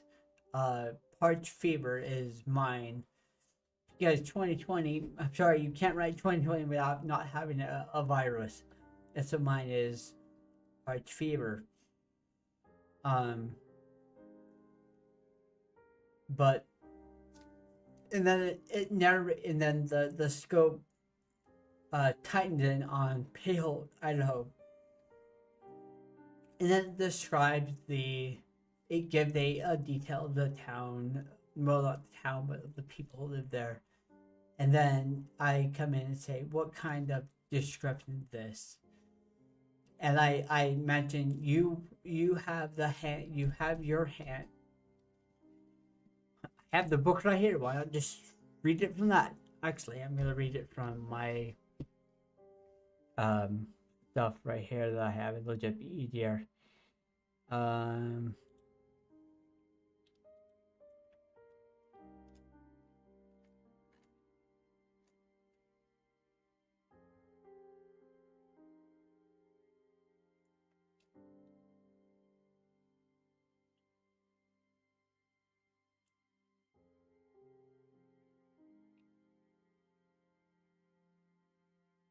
so this book rests in your hands for a reason, waiting for the escape to begin.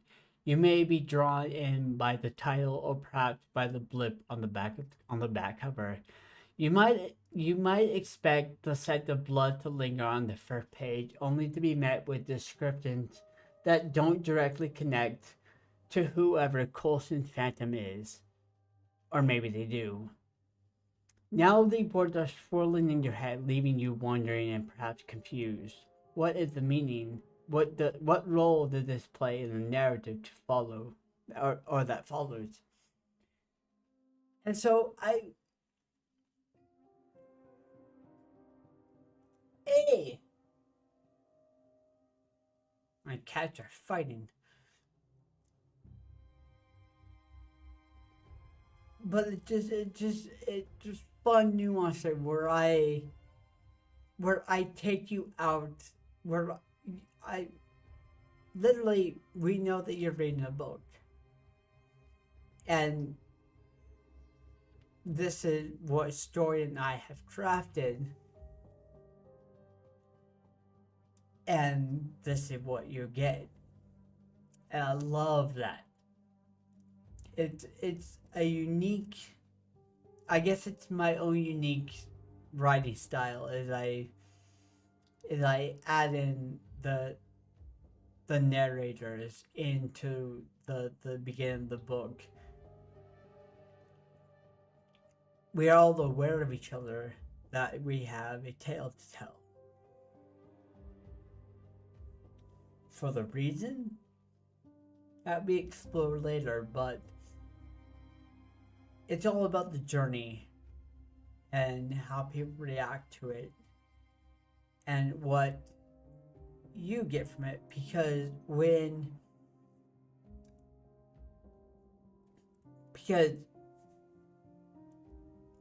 when you are in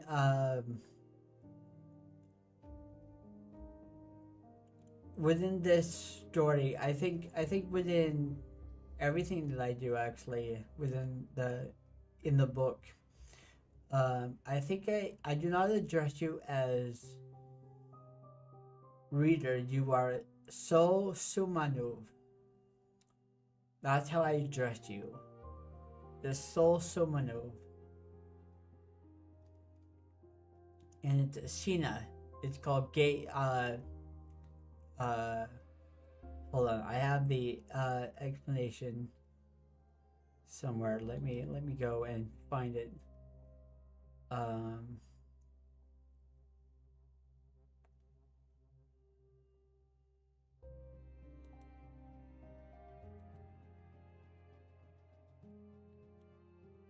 'cause it's a gate thing. It's a gate thing, not a gay thing. It's a gate thing.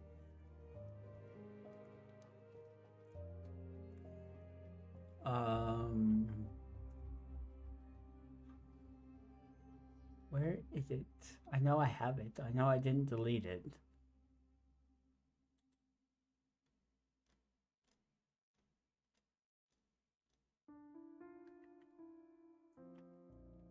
Um,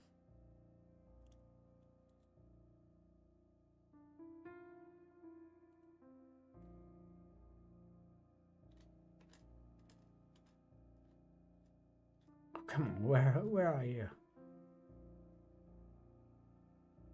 Uh, fuck. Maybe I did delete it. But why would I do that? Because I'm a fucking idiot.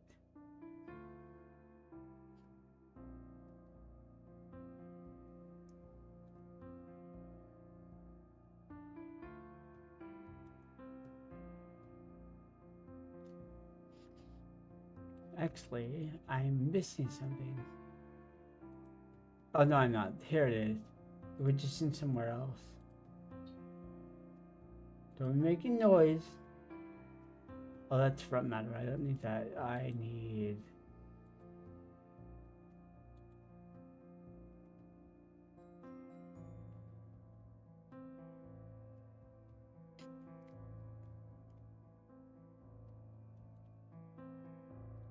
I am missing the actual...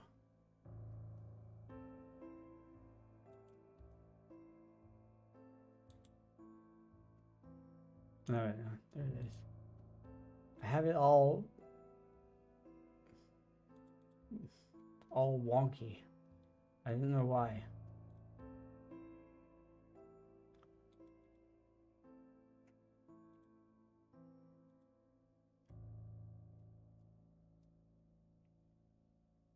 That's not it. What the fuck? Where? I don't know where it's at. Holy shit! I thought I put it somewhere, but it means gate. I think it gate wanderer.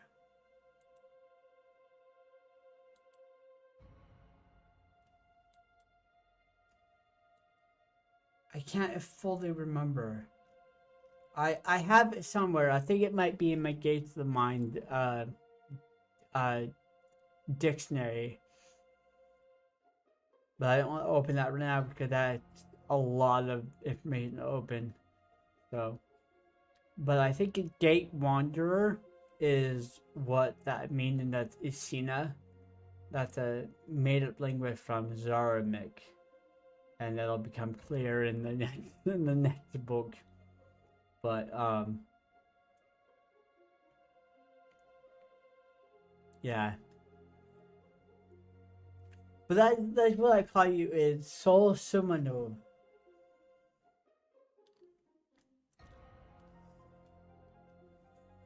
Because I've always liked to have a unique name for for people and stuff. So I guess so I stand out more, but it's a unique thing to my style of writing, so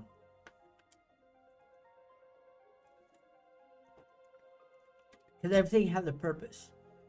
Even to the placement of where the story takes place has a purpose. Hayholt, Idaho was chosen for a very particular reason. So,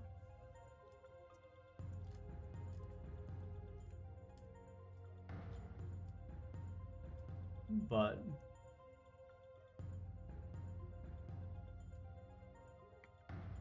I just, fucking hell, I cannot fucking wait. This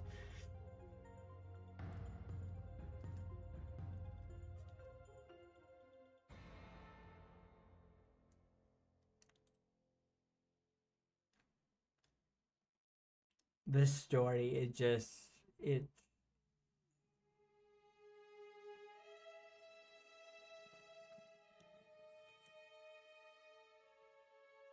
I don't know how to explain how I feel. It's it's a sadness, but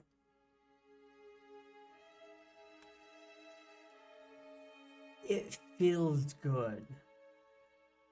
I think it should feel it's an accomplishment that I've always wanted, because I've always been writing since I think I was 14.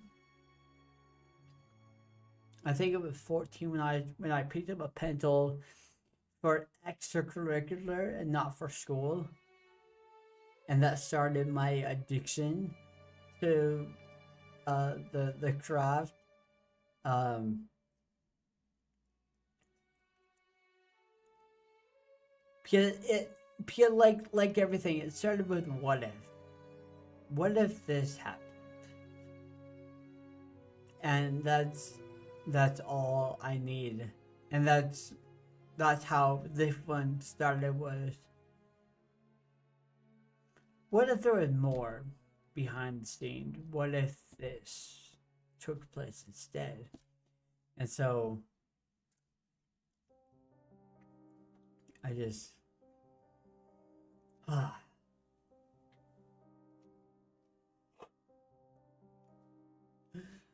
Oh my god, this it's I know this stream hasn't gotten any closer to understanding or anything about the book, but it just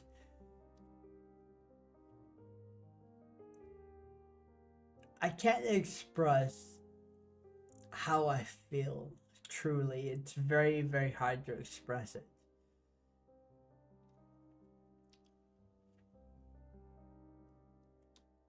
'Cause this because it's still an awe that this came from me. It still tripped me out.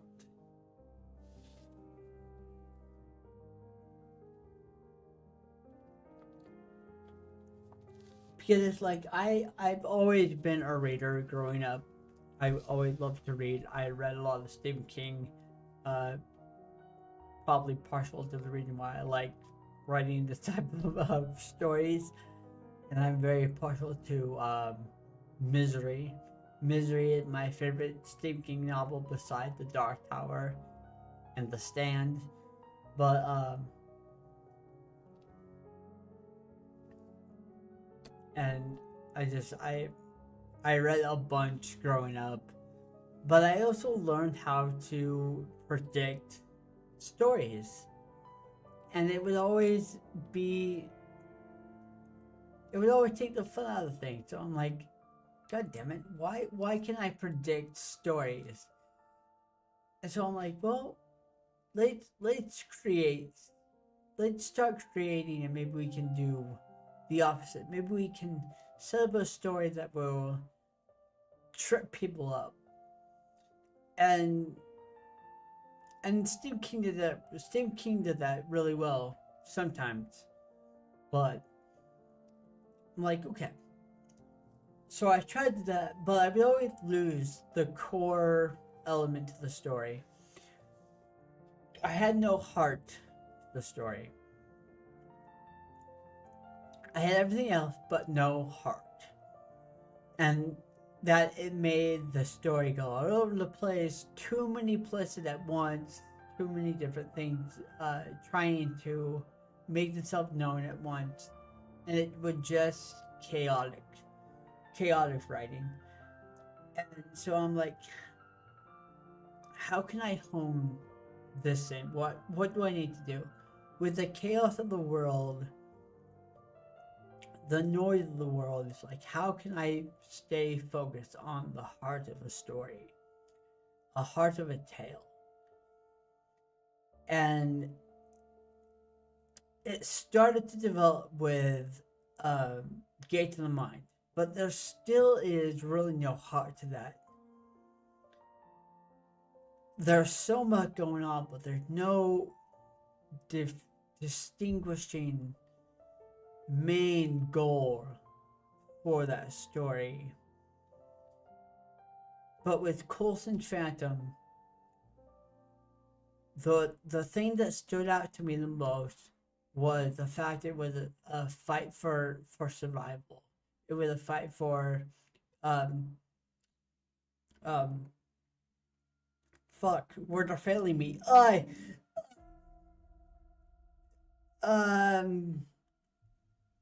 Sense of self.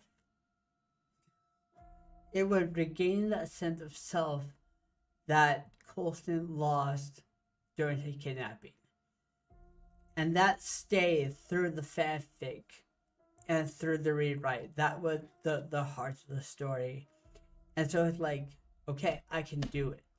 I can now find the heart and I can keep it alive as I write this, even through 5 years of turmoil in my life. I can still keep a story alive if it's meant to be told. And that's what it is. And so right now with the next 2 books, the heart of the heart of the stories,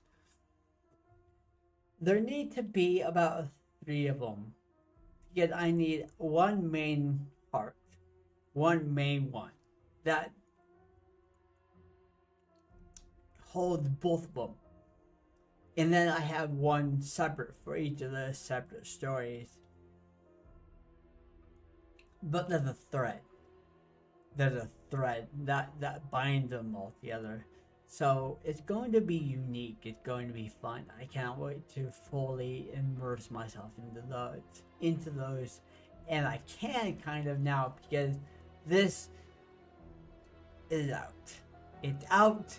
It's done. I have relieved myself of the Phantom for now.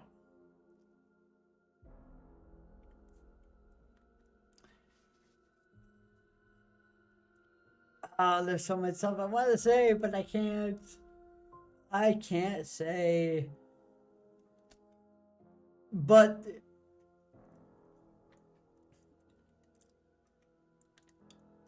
so with the book in hardcover, it's an expensive book because of the hardcover and stuff.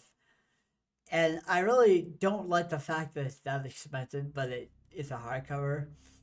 But I wanted my book to be in hardcover. And I apologize for how expensive it is. But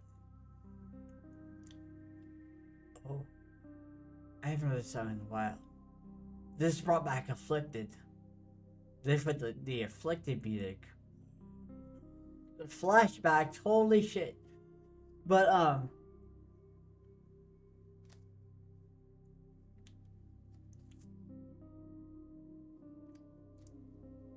in a couple months, probably at the end of summer, maybe, I need to finish paying off my music producer before I start doing this, and also to give me time to develop the 2 stories and make sure that they're gonna hold. If I know they're gonna hold and they're gonna keep my attention and I can keep writing them, then I will republish this in a soft cover in a paperback, probably matted.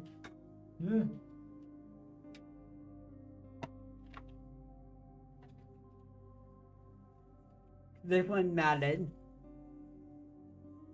so it'll be of course the same thing, but it'll be just matted and soft cover, and it'll be just like this. Get this one a glossy and it's a dust jacket, so it's it's done really well, and so it's pretty expensive, which really upset me. But that's what I get for wanting it to be hardcover, I guess.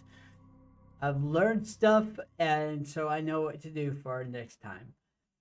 But when I do the soft cover or paperback, it's going to have a number at the top. It's going to be 0.0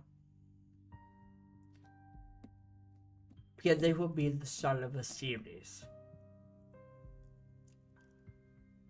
And then the next one that connects to be 1.0.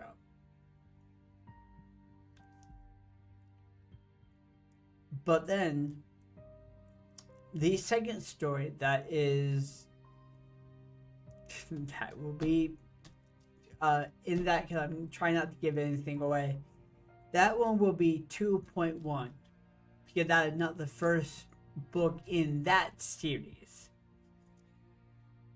So it's going to get confusing, but it will all make sense in the end. But for right now, Coulson Phantom is the standalone book. Right now, it's standalone.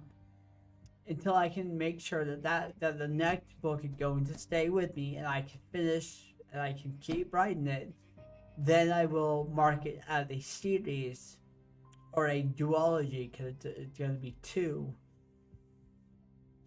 And I don't know. It depends. No, it's going to be difficult. It's going to be very, very difficult.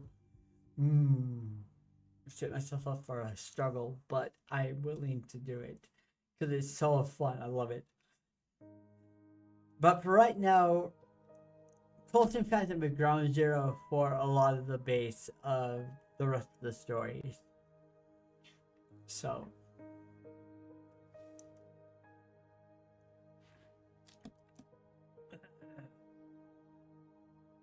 But yeah, because if this story holds that I'm trying to work on now, you have to read Coulson Phantom because there's a huge spoiler at the start of the book for Coulson Phantom. It gives the ending away right away, and so it'll be forewarned that if you haven't read Coulson Phantom, there's a huge spoiler at the start. So, but I also love having my story connected. But I want them to be connected in a very creative way. And this one wasn't what I intended it to do, but it works. It's creative in the sense that it's new, and I'm like, ooh, okay, it's something I can play with. But at the end of the true ending, you will see a stamp, a stamp that had like a different language in it, almost like different writing, and that's a cycle mark, a cycle journal mark. Because it exists in a journal that is in a temple in Zardnik that can be reopened, and the character can be pulled from said cycle and used to help in another story.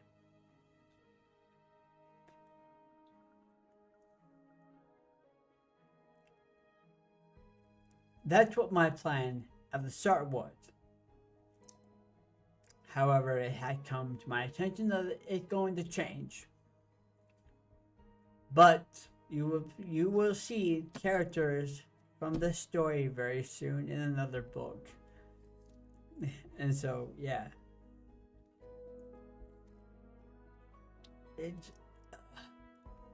I cannot wait. I hope you guys enjoy this book as much as I loved writing it with a pain in the ass.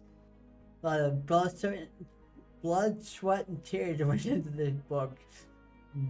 Quite literally.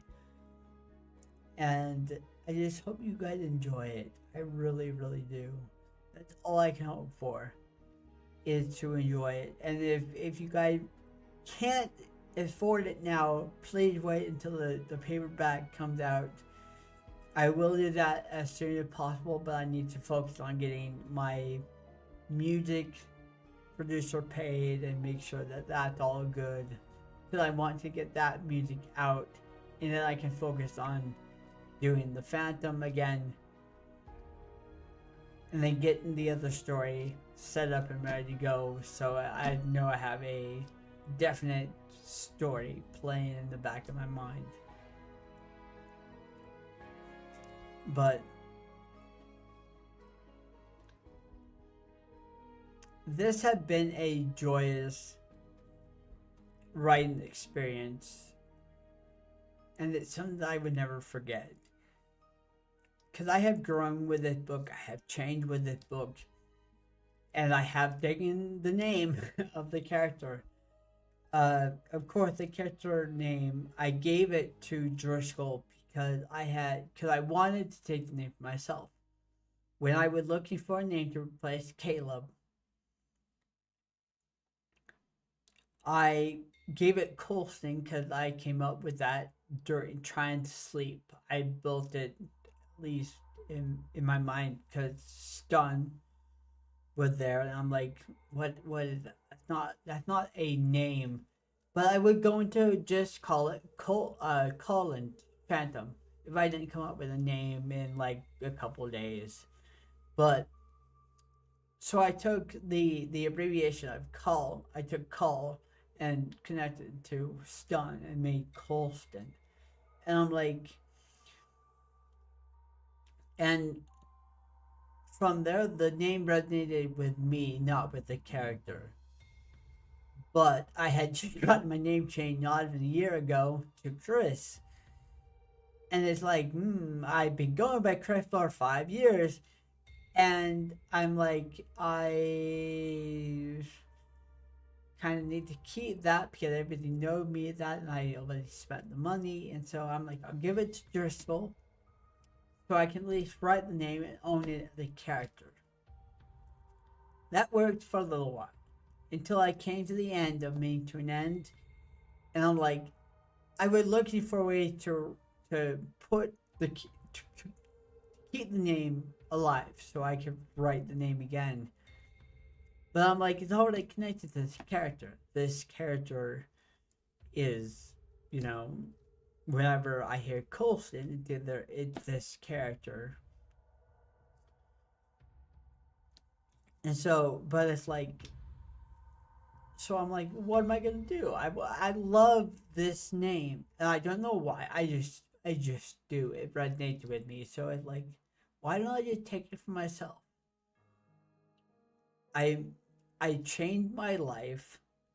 I moved out of a situation where it wasn't healthy for me. I moved into the city where I love, and I'm like just do a name change, clean slate, and here we go. And it was just the first name at the time. It wasn't the full name, it was just the first name. From Christopher to Colston. And I'm like, okay, this is it. this is the name that I meant to have. Cause it just felt right. And I love it. So yeah. So what I'm gonna do is I'm gonna do this. Since we are coming up on 10 minutes,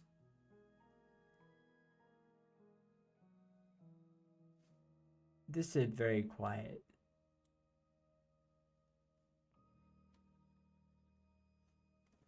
I just turned it up and it's going to get loud because it's going to break down, but that's okay.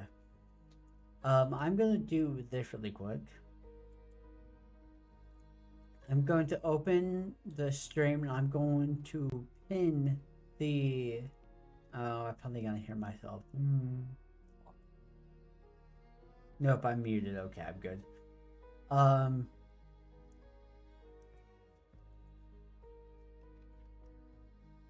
By the way, I'm going to pin the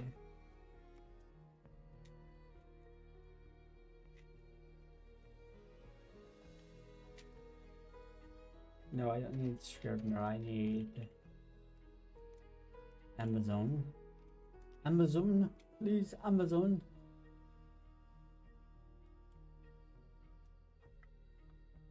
I'm going to look up Constant Quantum Brink of Death. Is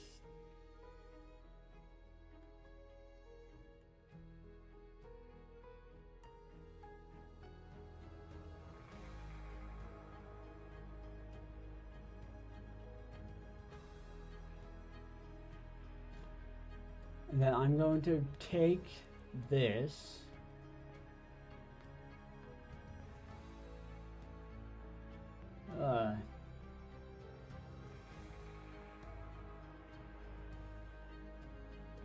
It may be too big.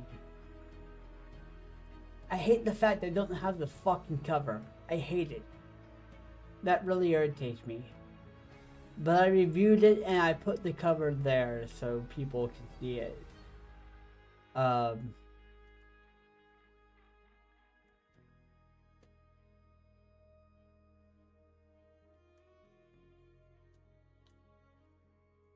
wonder if there's a way to share this without having the huge... Okay, there it is. Copy link, there we go. Yeah, there we go. So we're gonna do this.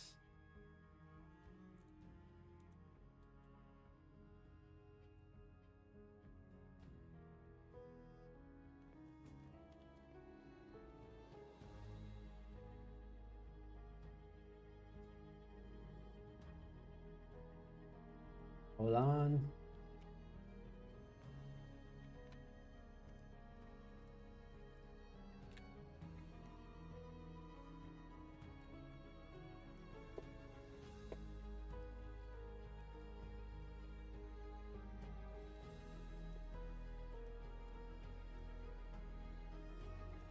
There you go.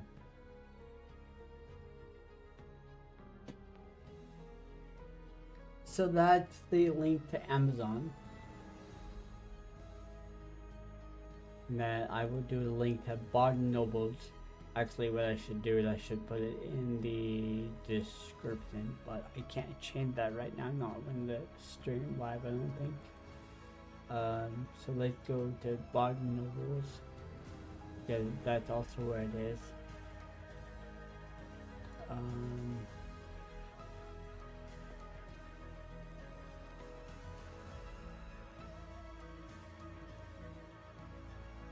Everything is in capped. Whoop. Barnes & Nobles.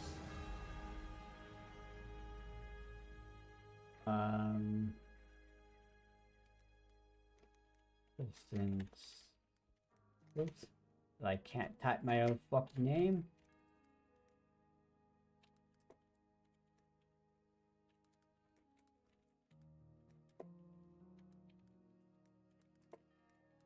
Bring? No, Brink. Haha. And then I'm going to release it on Lulu right after I'm done here, so it may be a bit late on that, but it's here on Barnes & Noble and Amazon. Only bad thing is that there's no cover, which fucking pisses me off. But I had to wait several months and fight with Lulu to get it out, which is a pain in the butt. I'll work on the copy, and then we're gonna do this. Here we go, and here's the other link.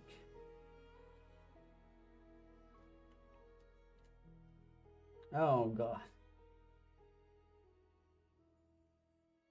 There we go.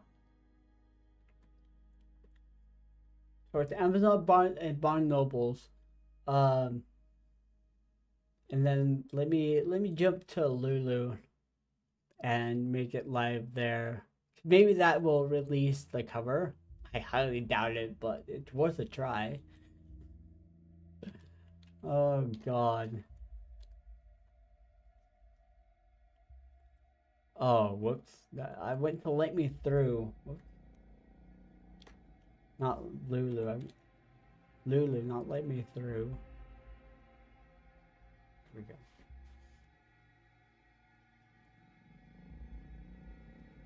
So I know Lulu is a very off, not well known, which is fine, but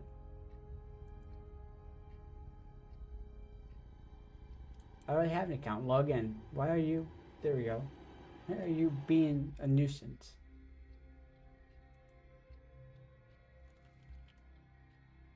Yeah, there we go. Okay, perfect. My projects. Brink of Death.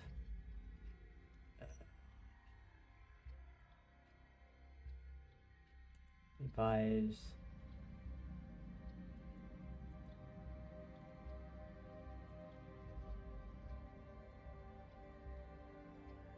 Final review.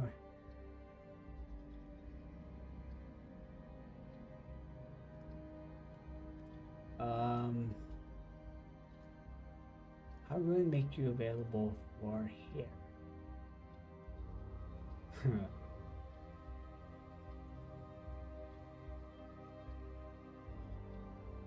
I copy information. I pay stuff. Oh yeah. Okay.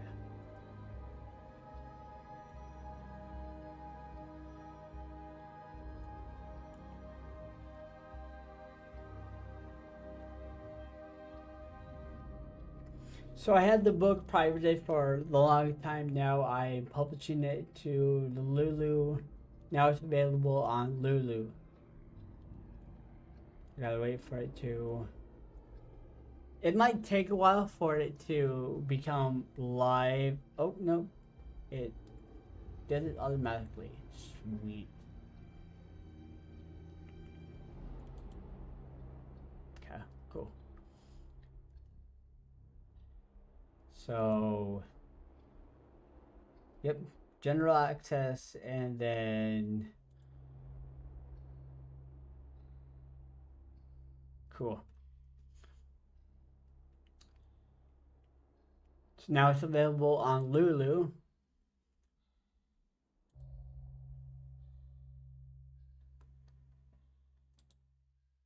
And that also had the cover on it. That's why it was originally published. So let's do another link copy and share it to the stream.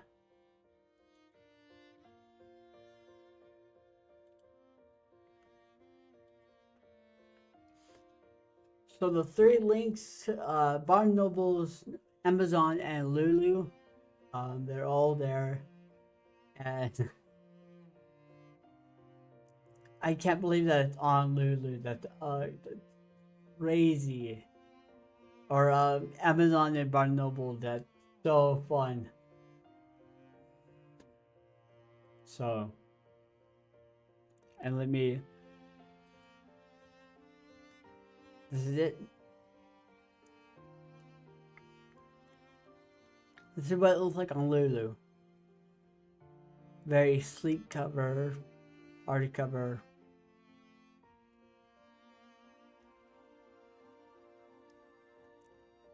Go ahead. So.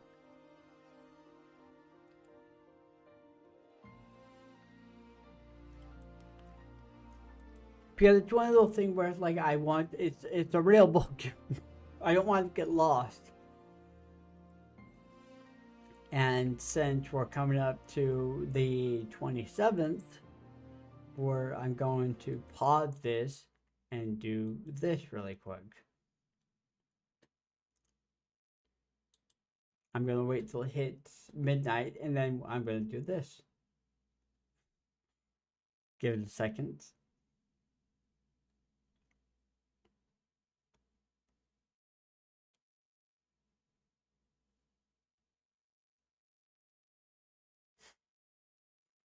Like waiting for a countdown and it sucks. 27th.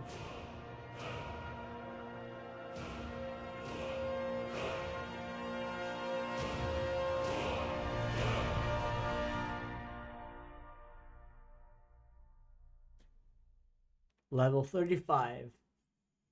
I've done that ever since, I think ever since I've turned 28. I've done that. I've always played that song or that sound at midnight on my birthday. It just level up because I don't like, it's like I don't age up, I just level up. So it is there. The book is out. I hope you guys enjoy it. And please, I know the price is high. It does bother me. But if you guys can't afford it, in the upcoming month, I will be producing a soft cover. Hopefully, it'll be cheaper in price, so everybody can enjoy it. And if I could, I would lower the price, but they get mad because they try not to cut into the author's royalties, but and it just it's weird because you don't really talk to a human, so I'll just do a soft cover and have it be cheaper, you know, cheaper. So there's not much there, but that will be coming in the next couple months. But yeah, so these links are out. I will pin them. I will have them in the description of this stream, and of course, I will be sending them all over the place, online. So yeah, I have turned 35, and I have released Brink of Death. That story is complete. There may be errors in it, but that's okay. I don't think it will impede the story. I think you will be able to enjoy the story, love the story, and I hope to hear back. I want to hear your guys' opinions, what you guys thought was going to happen, theories. I want to hear all of those. I'm so interested in what people think about this book. I'm so happy and I cannot wait to hear what you guys think. So I am gonna go. I'm tired. My throat hurts. um, and yeah, I will see you guys probably not later today. I'm going to take a break. Probably on Monday I will be back to play Bad Dream Tacoma. We're in the apartment, so we'll be back to gaming and stuff. But this, I still can't believe it's out. It's done. It's so weird because it's like I can actually move on to the new book, and all I have to do is just keep promoting this book. It's weird. I'm gonna be weirded out for a long time because I did it. I did it. So yeah. I hope you guys enjoyed this stream. I know it's long and a lot of talking, nothing really to show, but I just if you guys enjoy, please subscribe for a lot more games, a lot more story stuff, and to follow the next journey. It's going to be interesting. It's going to be fun, and I cannot wait to take you guys along for the ride. So, thank you guys. Have a nice night, and I will see you guys later. All right.